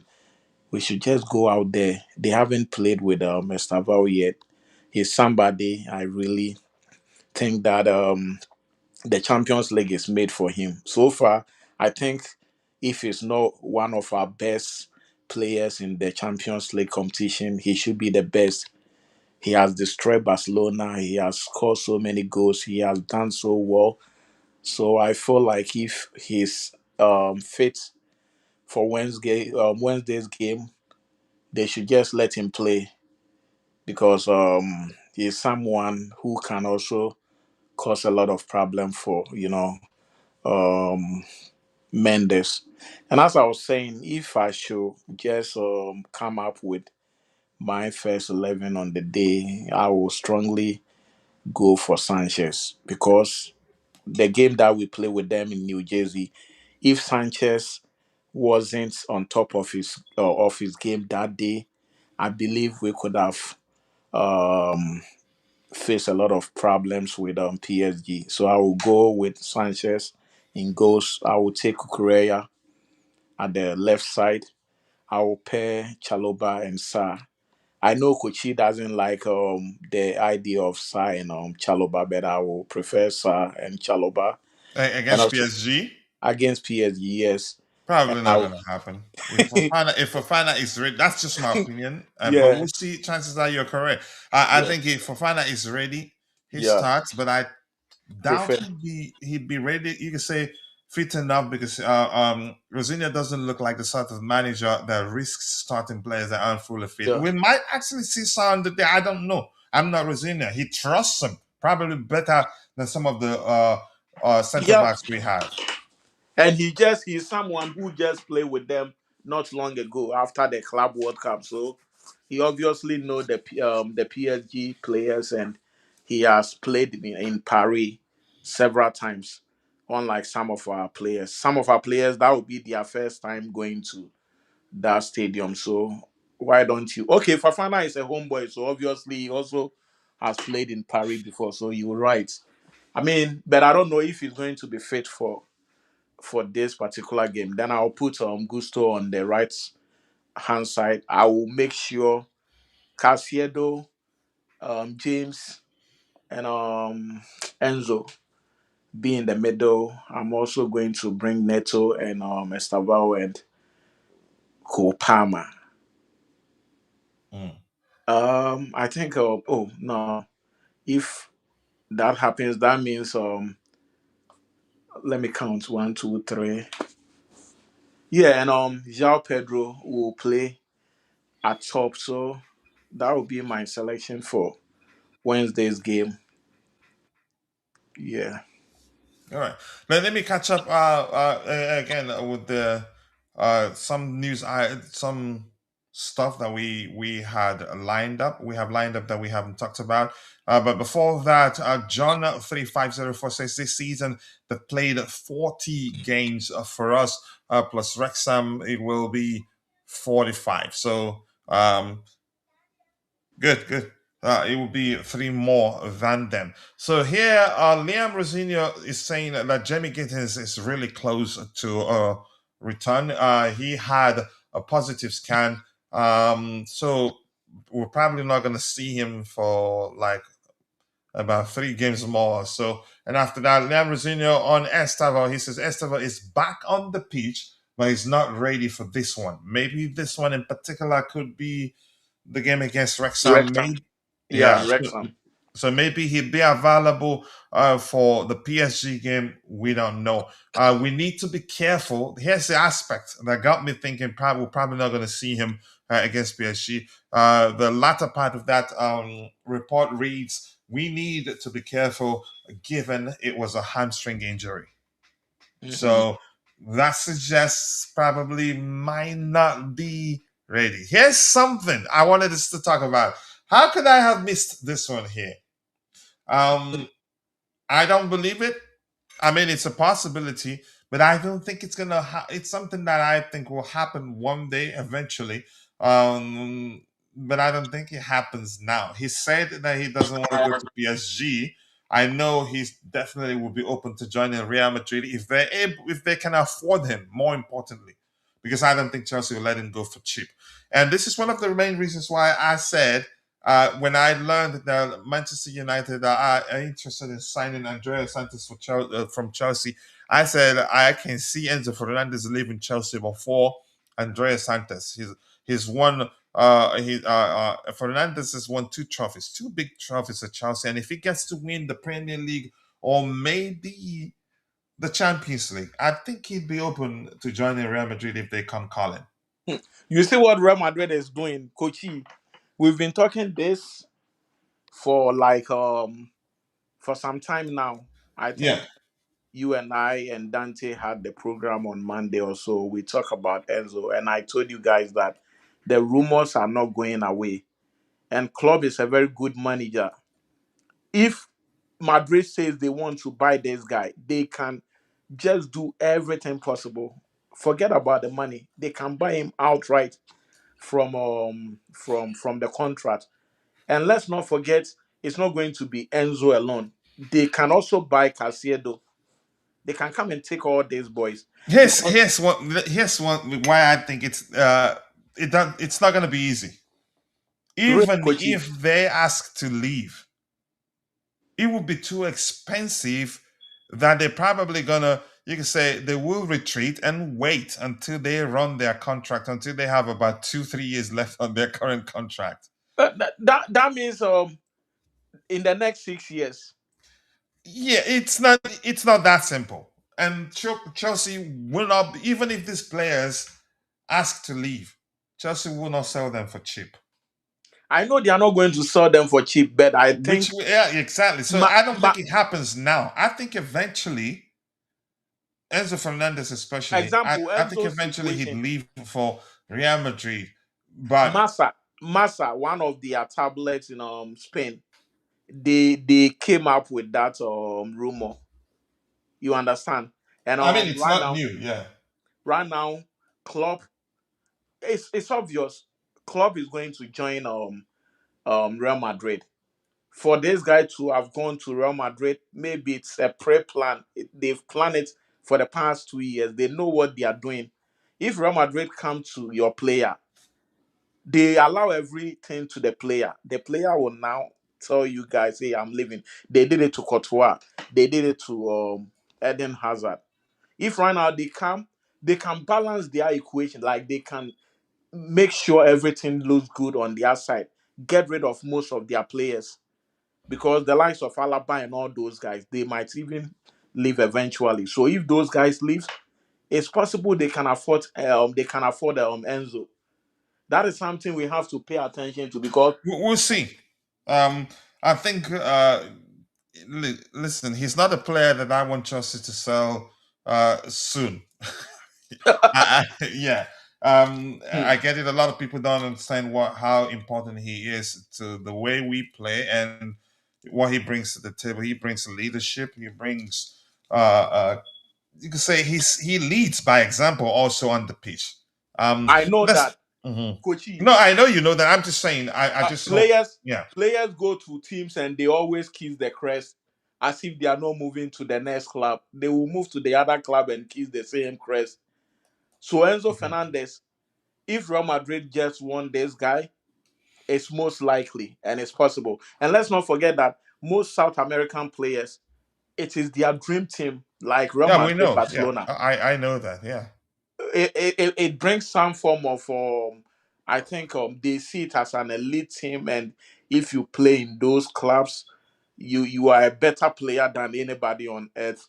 So let's not relax. If the owners can do everything to get a lot of money from these guys, they should make sure get enough money Okay. because at Here's one thing we should clarify here. I think it's important that we clarify. The report on the screen is from Madrid's perspective. Nothing here suggests that, yeah, we're open to selling him or we're looking to selling him. Let's just leave it at that. And more likes, according to Ty, and I appreciate you for saying that. Let's get the likes up, people. Please like the video. If you haven't, the likes will go a long way. And also do subscribe to the channel if you haven't. Yes, we still do shamelessly beg for likes. That's because we're not a big account yet. But we're getting there. We're getting closer to 30K subscribers. We're currently at 29,363 subscribers. And we couldn't have done that alone without the love you've shown the community. We appreciate you. Okay, we've addressed that. Anything else here? We've addressed that one. I think they played, yeah, we've addressed that one too. And John here says this season they played 40 games. I think we've addressed that one too.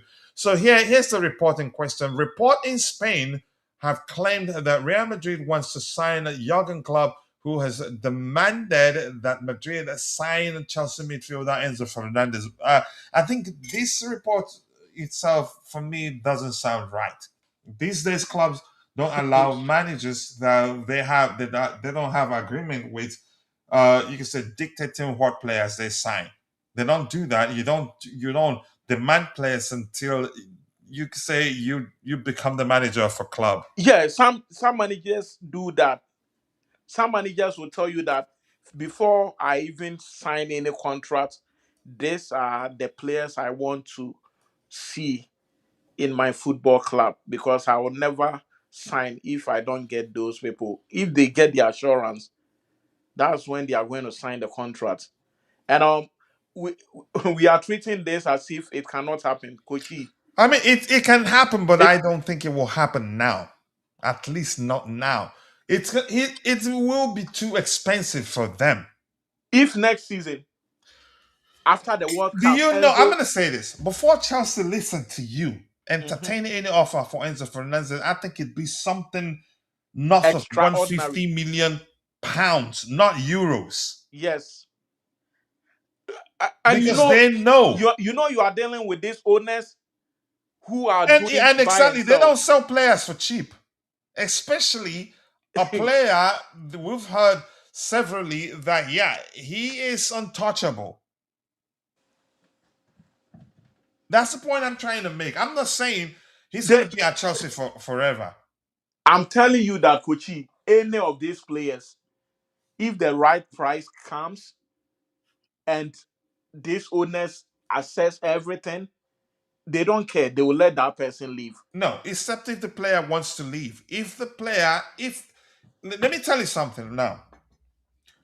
Caicedo, if you get 200 million offer for Caicedo, you know Caicedo, that's a lot of money, right? But if you sell Caicedo, we could you could say start next season and finish, you could say mid table or bottom table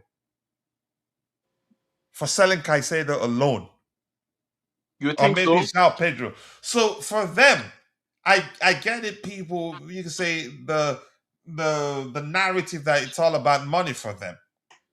Certain players, you've heard that before, and I think truthfully, certain players at Chelsea are untouchable, and he is I'm one of telling you, them. Kochi. The only time that entertain offers is when it is some redonkulous, not even ridiculous, redonkulous transfer fee. Kochi, That's when they will listen. And they will only listen if Enzo Fernandez himself tells them he wants to go. Kochi, do you That's think when they'll if say, okay, now he wants to go. But you have to meet our asking price. Otherwise, Kochi, bye, Real Felicia. Madrid, Go ahead. Real Madrid have all the necessary players they want, and I think they are going to They don't improve. have good balance in the midfield. They're made for the year. That's what I was about to say. They have all the necessary attackers. Like the attack looks good. The defense, I think they are going to improve the defense, and they are also going to improve the midfield. Real Madrid are so crazy that they can say, "Hey, Chelsea, we are offering you 400 million pounds for both Caicedo and Enzo Maresca." Do you think these owners will tell you that they are untouchable? These our owners. Can you say that again?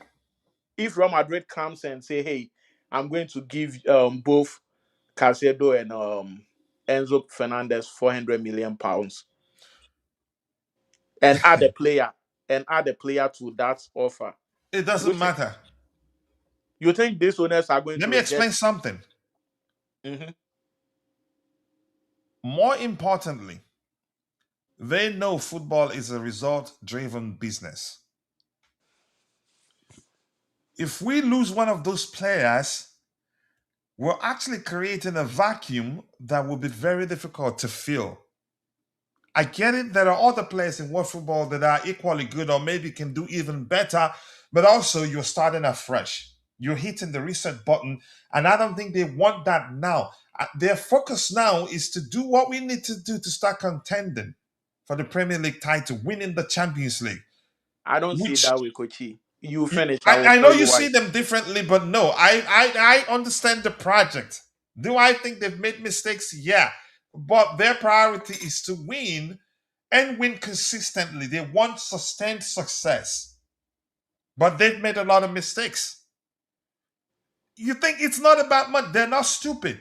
And I've heard some Chelsea fans say, "Yeah, give us Chomeni. Is it Chomeni at Camavinga? Even Chomeni or Camavinga, neither of them brings what Enzo Fernandez offers.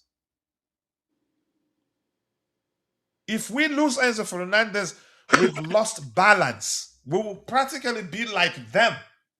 They will get the balance they seek, even if they give us Chomeni and what's his name and Camavinga. We'd have strength in terms of players that are capable of Kochi, shielding the defensive line, but we'll lose sorry to balance. cut you. Before, Creativity will reduce significantly. let me tell you something. Why I disagree with you, and I know you have experience, and what you are saying is right. But these owners, first of all, they wouldn't care about the total ramification that will happen if these two guys are supposed to leave. Secondly, we have Kenda coming in. Kenda, Hold on, it doesn't have the vision of Enzo Fernandez. I'm coming. Kochi, we have Kenda coming Kenda in. also plays in a different position. I know you Different know position, that. yeah, but when it comes to putting him in the middle, he can operate in the middle. We No, he also have, doesn't. He cannot measure Enzo Fernandez in terms of his vision and creativity. hey, Kochi. Okay, you let me mention some other players. We have Esugo. Esugo who can also mimic Casiedo, or who has is equally like he has so many things that he Esugo, can. for me, irrespective of what I knew about him before he joined Chelsea, Mhm. he's an unproven quantity. Oh no, but Kochi, I think the number of games, there was a game he played and everybody was like, oh, if Casiedo is no longer here, we have a replacement. I've forgotten the game he played. He was Manageable, so I'd good. say a manageable replacement. You could say a player that you could say in terms from you could, if you're talking about aggression and you could destroyer from that perspective. But Caicedo is more equipped than Esugo.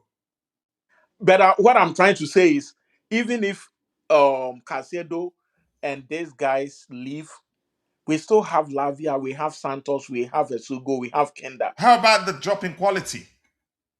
Well, you might say it's a drop of quality, but what if they also come together and these guys even prove better than what Casiedo and Okay, Enzo let's were? stick. Let's leave it here. Let's stick with.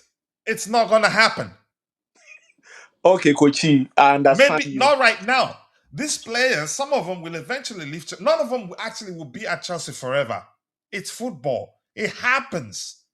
Kochi, let me tell you something.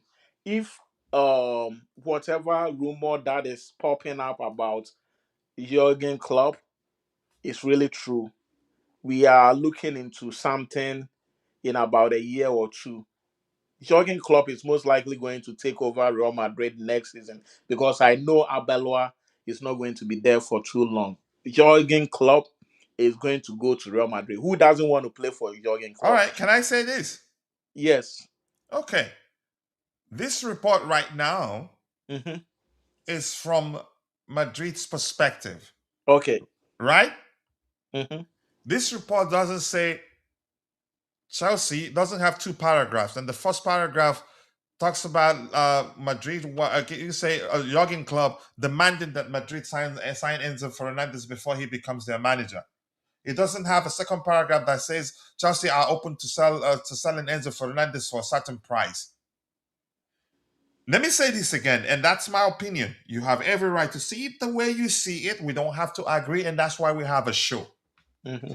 Will he eventually leave Chelsea? Yes. Do I think it's in the summer? Nope.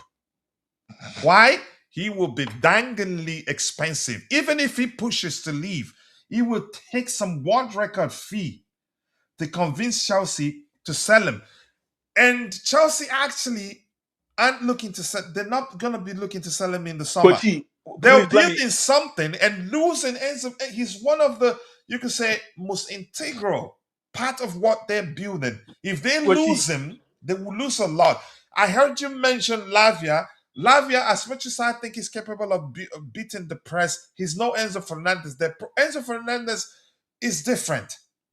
I don't see anybody in the Chelsea squad in that midfield that can But measure Coachy, let me his say this. vision. Coachy, let Uh, me say this. Enzo came in. he's actually capable of beating the press as much as Lavia can. And in his case, in most cases, he doesn't even need the touch to beat the Enzo, press. Coachy, Enzo came in, I think, January 2023.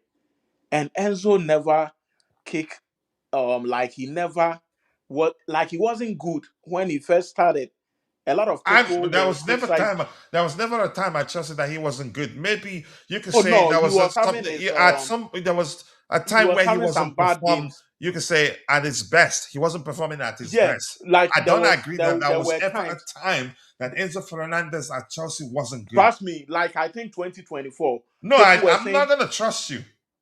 2024, a lot of Chelsea supporters were like, "Oh, this guy is overhyped. We need to sell him." I'm telling you the truth. I He wasn't and one of them. yeah, I know, Kochi, you and myself, we might not criticize most of these boys, but a lot of people were saying, "Oh, Cucurella, we wasted money, this and that." They didn't just come to Chelsea and they started glooming. The point I'm making here is Real Madrid capable of buying both Caicedo and Enzo? Real Madrid can print Enzo Jesse, replica Jesse. They can get half of the money that they will use to buy Enzo right now.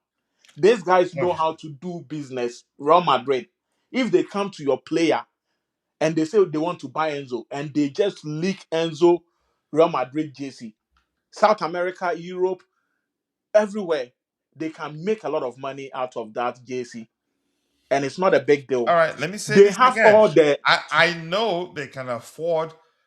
Again, there's hardly a player in the world that Real Madrid cannot afford. You remember what happened to Hold on. Hold on. Wait a minute. Let me say this. Let me say this. I'm gonna start afresh again. He will. I don't expect him to remain at Chelsea forever. I think he will eventually leave, but Yeah, that time isn't now. I think Madrid, what they're just laying the groundwork. I don't think they can afford him now. They're probably gonna leave it until he has about 2 years left on his contract, 3 years left on his current contract before they make any you could say they make a contact with his camp or with Chelsea. Irrespective of what you hear right now, for me, absolute horse dung until he tells Chelsea that he wants to leave. He can do that now. of course he That can do changes that. a lot. But I can assure you, it changes a lot, but will not change Chelsea's valuation of the player. Because our owners, if they decide, if he tells them he wants to go, that will not lead to them saying, okay, because he wants to go, you can bring 150 and he's yours. They wouldn't mind keeping him if you don't meet the asking price. That's the point I'm trying to make. Can he tomorrow now say, yeah, you know what, I want to join Real Madrid in the summer? It's possible. The fact that he's on a 1,000-year contract at Chelsea doesn't mean that he's definitely going to stay here until he runs Kochi, out. No, let me say something, that's the Kochi. point I'm trying to make. I think we'll actually agree. He's not going to be at Chelsea forever, but I Yeah, don't think Madrid can let me afford let me him right say, now, given how much I believe Chelsea will be asking for him. Kochi. Let me also say this. These owners are too smart. They know how to do business. It's not like they wanted Enzo to be here for how many years, 8 years or whatever that contract is. That is why they gave him a very long contract. And because of them, I think there was a new rule where you cannot do such a contract anymore. They knew what they were doing. Look at all the key players. Cole Palmer, Caicedo, Enzo Fernandez, and all those people. They have a very long-term, contract. The aim of doing that was to get Real Madrid. They know perfectly that these players are quality players, and if you have them in your team and they are really doing good, why not? A time will come, Real Madrid will come knocking. that is when you're going to make a lot of money out of them. What I'm trying to say is, Let me explain where I disagree with you. I get your point, and I really want us to move on from this topic. Here's the thing. Mhm. More importantly, the signing of these players, they were being proactive. Mm, They they learned about how football has changed from a financial perspective. mm, There is FFP. FFP is the FIFA one, or is it FIFA or UEFA one? There's PSR, yeah, PSR is. the local one. Mm, So these things, football have changed from a financial perspective, which simply yep. means, which you can say, you can simplify as irrespective of how much you have as a club, there are limits to how much you can spend. Players also play a part that if Enzo right now says that, "Oh, okay, I just want to leave Chelsea and join Real Madrid," I've already talked about that, and I said, yeah, that changes yeah, everything, but that doesn't change the price tag.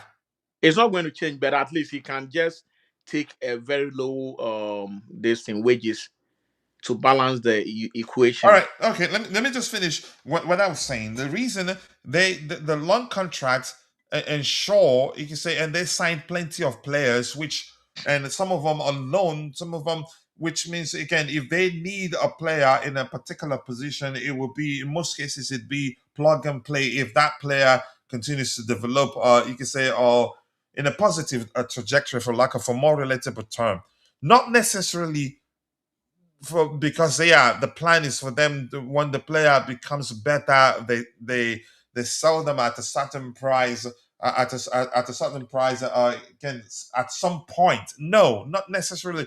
That you could say, I think I'd listen to you if you phrase it this way, that the long contracts are designed to protect their investment.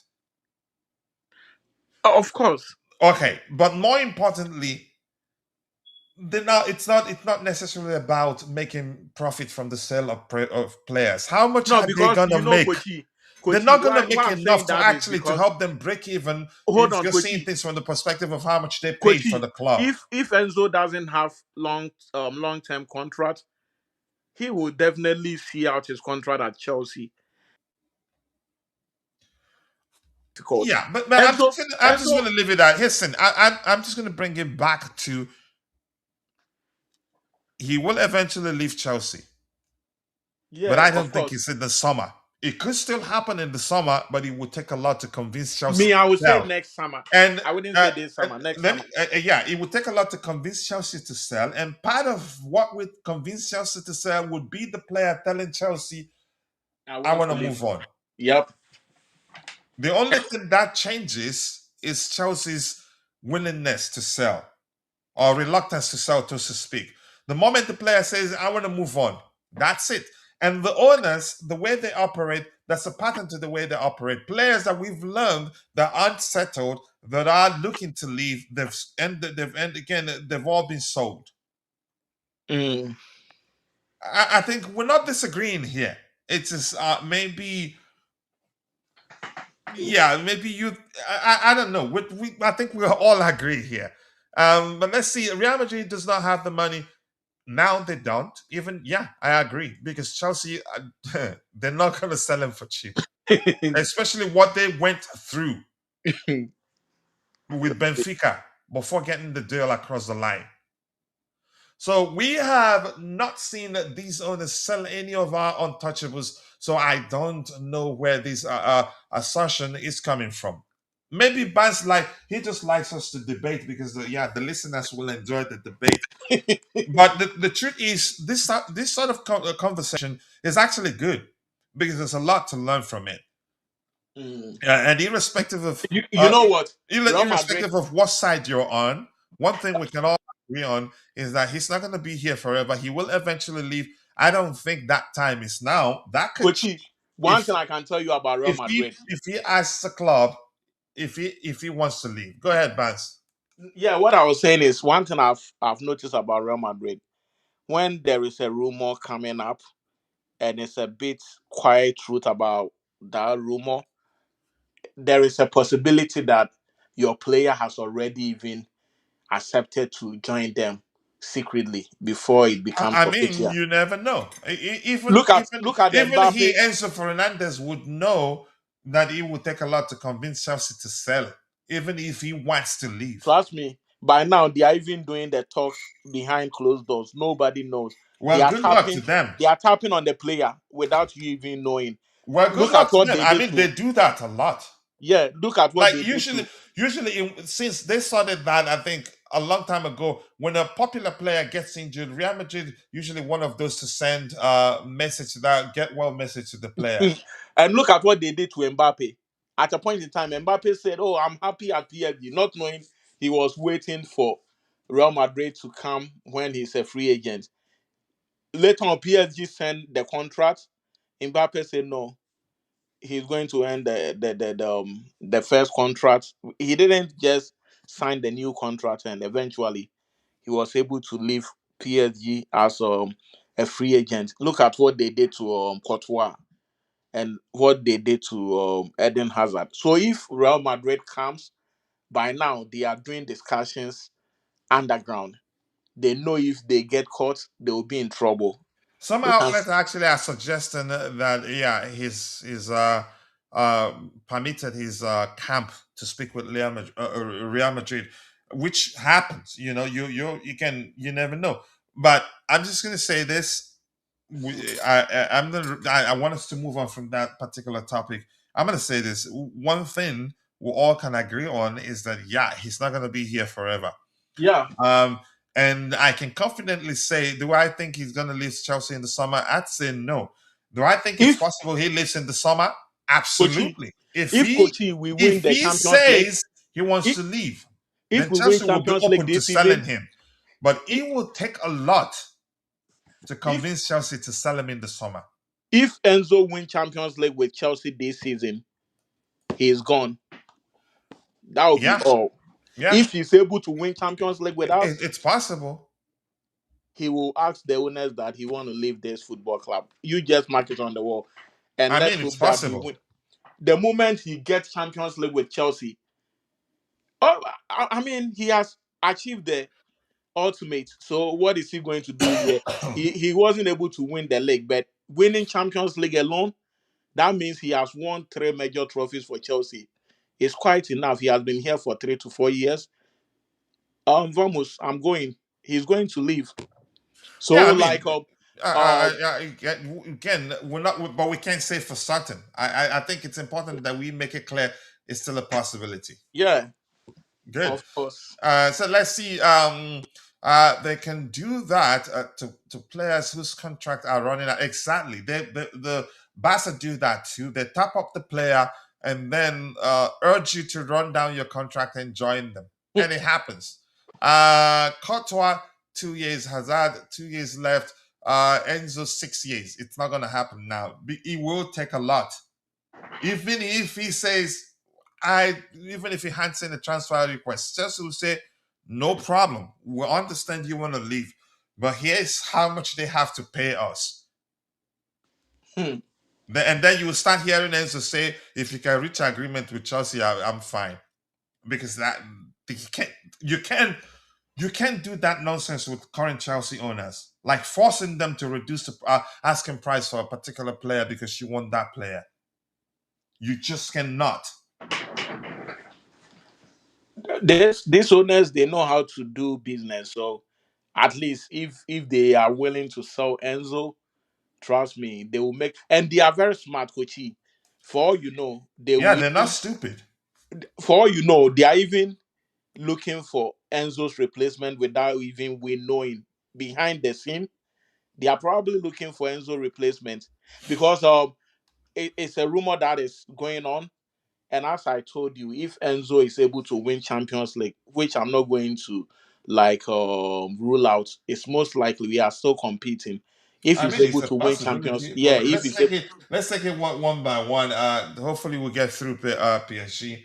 Yeah, yeah, then if fine. they are able to win the Champions League this season, of course, Enzo will say, okay, I'm done with you guys. I've done my best. I've been able to. That's what they normally use. Oh, I've been able to win Club World Cup with you.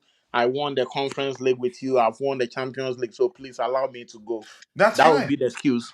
Yeah, Very that's nice. fine. But let him Yep. win it first. So me, I'm not going to rule out this thing. He says, "Mhm."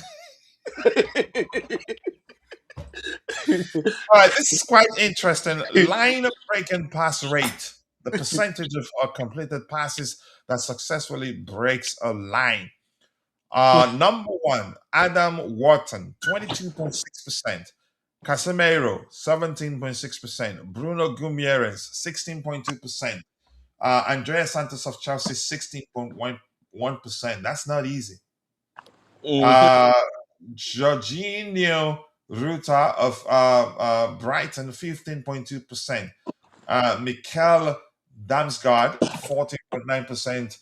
Rodri of Manchester City, 14.8%. Cuenca, is that how you pronounce it? Or Cuenca, I'm not sure. 14.6%. Andre of Wolves, 14.5%. And Jean Paul Van Heek of Brighton, 14.3%. But Andrea Santos making it, that's not a joke. Yeah, I mean, this season he has done a lot. If you look at his numbers, he's really has improved, and I'm so happy for the guy. As I was saying, this particular season, he has gotten the opportunity to play under Rosenior, who have some trust in him. So I'm not surprised his numbers is looking so good, and I believe he has so many things to I offer mean, he's before not the. quite there yet, Mhm. but my goodness, he's such a good player, really. Yeah, and I think he has to work on bigger games because when it comes to big games, he seems to be very quiet, and I don't know why, but I think he can work on that and make sure that the time we need him most, he will be there for the team. Because if you are playing with the bigger clubs, you have to show up and prove a point to everyone that you are really good and you deserve to get playing time at Chelsea. So he has to work on the bigger games. That's something I think he's lacking a little bit right now. I like the kid a lot. Yeah, Don't forget, how old is he? Is it 20? Is it he should 21, be in his 22? 20s. Very, yeah, early 20s. I think at most 22, but let me check. Yeah. He's still very, very young. And Kochi, what do you think about Igor? Igor at Brentford. Igor Thiago. Thiago, yeah. What do you think By about the way, that guy? Andres Santos is 21. Igor Thiago gives me Diego Costa vibes. And actually, in the Premier League, he's one of the top scorers, right? Yeah, do you think he will be a good fit for our team? I mean, So that he will. I will take him over the lap. yeah, so that we Even can though send the I lab think the to. lap, even though I think the lap will still come good. Yeah, because I think he's so underrated. He's a player who is very underrated. He's not going to be there forever. He will eventually leave them for a bigger club, and I hope Yeah, that club is Chelsea. yeah. Um, I like him really, but let's look at Premier League stats. Really, I think he has he's done well. He's really doing good right now. I wouldn't be surprised if Ancelotti calls him, but the Brazil team has some good, strikers. So I don't know Yeah, if top scorers in the Premier League. Um, Erling Haaland has 22, and he has 18. Jesus Christ, he's on fire. Wow. So 18 goals, so he has one assist. That's what I'm saying here. Since his goals, sorry. I said Haaland had been very quiet lately. He doesn't seem to score. I mean, yeah. I think the City were dependent on him a lot. Yeah. So teams figured out, okay, just mark him out of the game and they're done. And some teams go through the route of you can say cutting up the supplies, which I do if I'm a manager. But Igor Thiago, wow, 18 goals. Not bad, really. Not bad. Yeah. 21 assists. Goals from okay. 14 assists for Bruno Fernandes. I think he's been the king for a few seasons right now. But that's right the way. Bands, anything you want us to talk about before we call it a day? Oh no, Coachy, I think so far so good. We've had a very, constructive and interesting debate, and I hope Very, very, we very can. good debate. Yeah, I hope we can have more in the subsequent, programs. And I really appreciate the fact that you are doing a very good job and you are Much entertaining appreciate you always. Again, I the fan appreciate you base. always finding time to join. And please, can you send me your X handle so that I can add it to the end Oh, okay. credits? Yeah, Although I've asked you that before, I'm but not, probably didn't remember. Yeah, I'm not active on X, but I will send you my handle. yeah, please. I will Yeah, DM or you just my send me handle. a message. Say hi, Coachila. Then that way I'll click through and copy it Yeah, myself. Yeah. yeah, no All right. problem, Thank you, my Coachy. bro. Talk to you next time. Okay, Coachy, take All care. right, people. With that, we've come to the natural end of this particular edition of the Chelsea News Roundup show, and I appreciate you all finding the time to be part of the conversation. I want to say thank you to my Ghanaian bro, John B3504. Also, we had Shaman Scott also joined the conversation. Vic, my bro, stopped by to say hello, probably preparing, getting ready to go to bed. And Jay also said hi. Ty, my bro, was also here, triggering the like request command. And EPL Tough was also here. And if I missed you, them apologies. I'm only human. See you guys next time. God bless us all, and cheers. Chelsea, the dream keeps us strong. Through every challenge, we rise, never wrong. With every goal, we fly, hearts on fire. The passion unites us, takes us higher. Keep on singing, support never fades. Together we stand in this blue brigade. Tonight is our night. For Chelsea we stand. Oh yeah. Keep blue flag flying high, fly high.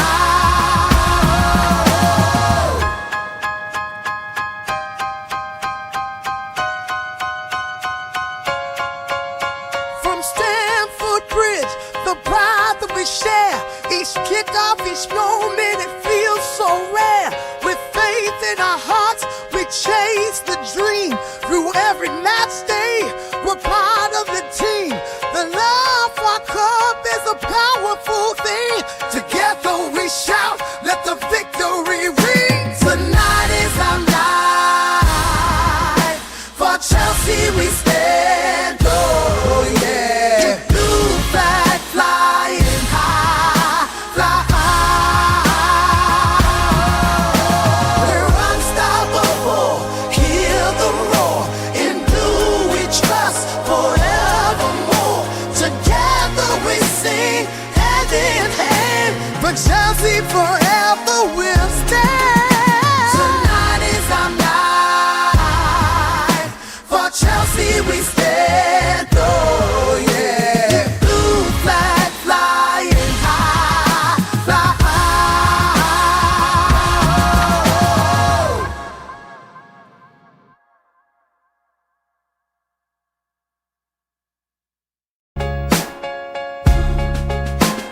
Chelsea, the dream keeps us strong. Through every challenge, we rise, never wrong. With every goal, we fly, hearts on fire. The passion unites us, takes us higher. Keep on singing, support never fades. Together we stand in this blue brigade. Tonight is our night. For Chelsea we stand. Oh yeah. Blue flag flying high, fly high.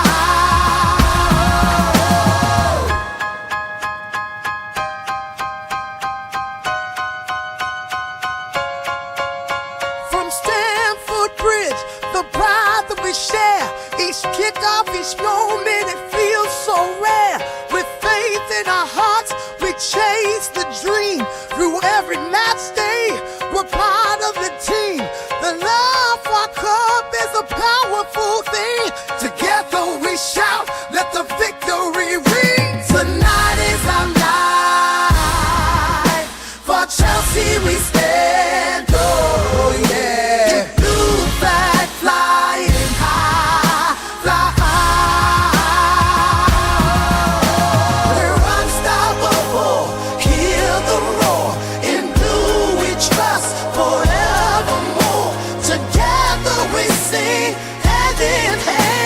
but Chelsea forever will stand. Tonight is our night.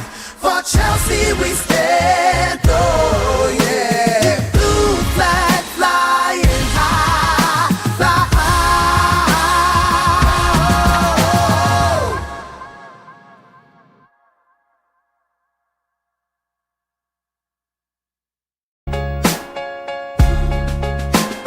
Chelsea, the dream keeps us strong. Through every challenge we rise, never wrong. With every goal we fly, hearts on fire.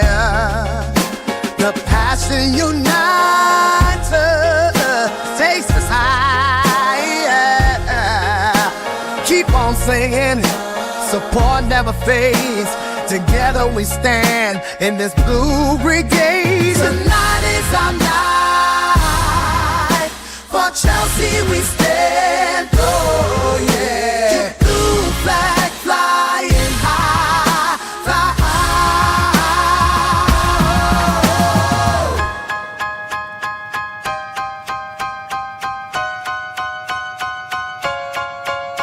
from Stamford Bridge, the pride that we share. Each kickoff, each moment, it feels so rare. With faith in our hearts, we chase the dream. Through every match day, we're part of the team.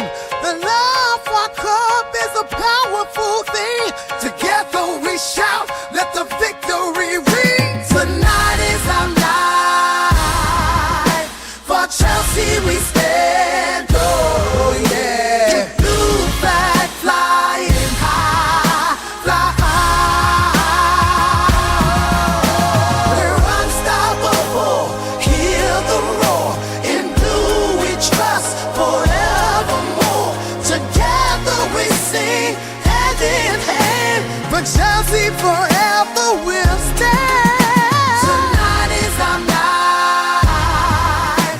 For Chelsea we stand. Oh yeah. Blue flag flying high, fly high.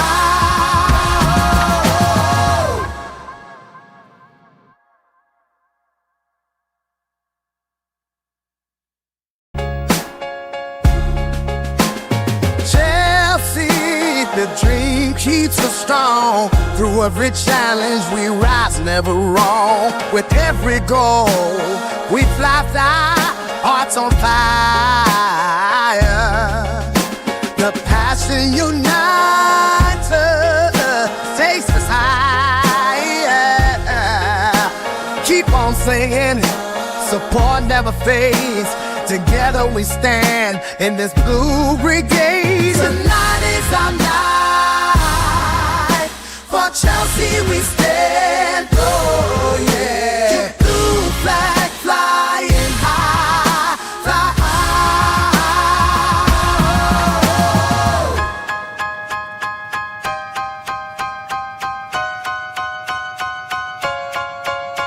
From Stamford Bridge, the pride that we share. Each kickoff, each moment, it feels so rare. With faith in our hearts, we chase the dream. Through every match day, we're part of the team. The love for our club is a powerful thing. Together we shout, let the victory ring. Tonight is our night. For Chelsea we stand. Oh yeah. Blue flag flying high, fly high. We're unstoppable. Hear the roar. In blue we trust forevermore. Together we sing hand in hand. But Chelsea forever will stand. Tonight is our night. For Chelsea we stand. Oh yeah. Blue flag flying high, fly high.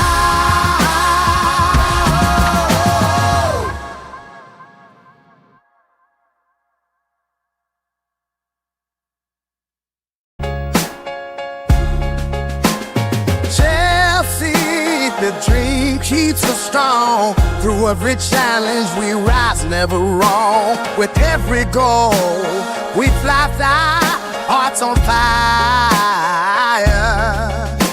The passion unites us, takes us higher. Keep on singing, support never fades. Together we stand in this blue brigade. Tonight is our night. For Chelsea we stand. Oh yeah. Keep blue flag flying high, fly high.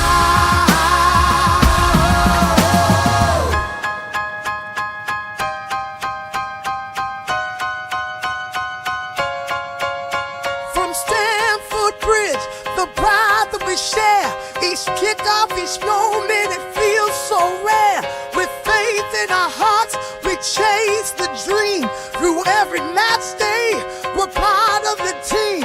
The love for our club is a powerful thing. Together we shout, let the victory ring. Tonight is our night.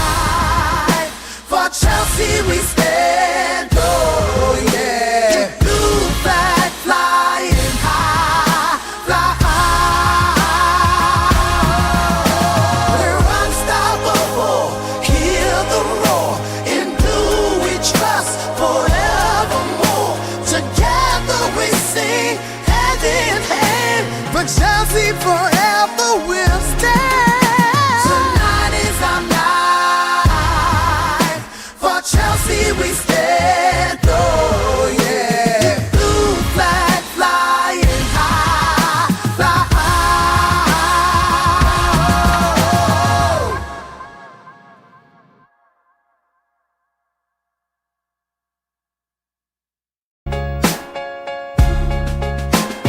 Chelsea, the dream keeps us strong. Through every challenge we rise, never wrong. With every goal we fly, hearts on fire. The passion unites us, takes us higher. Keep on singing, support never fades. Together we stand in this blue brigade. Tonight is our night. For Chelsea we stand.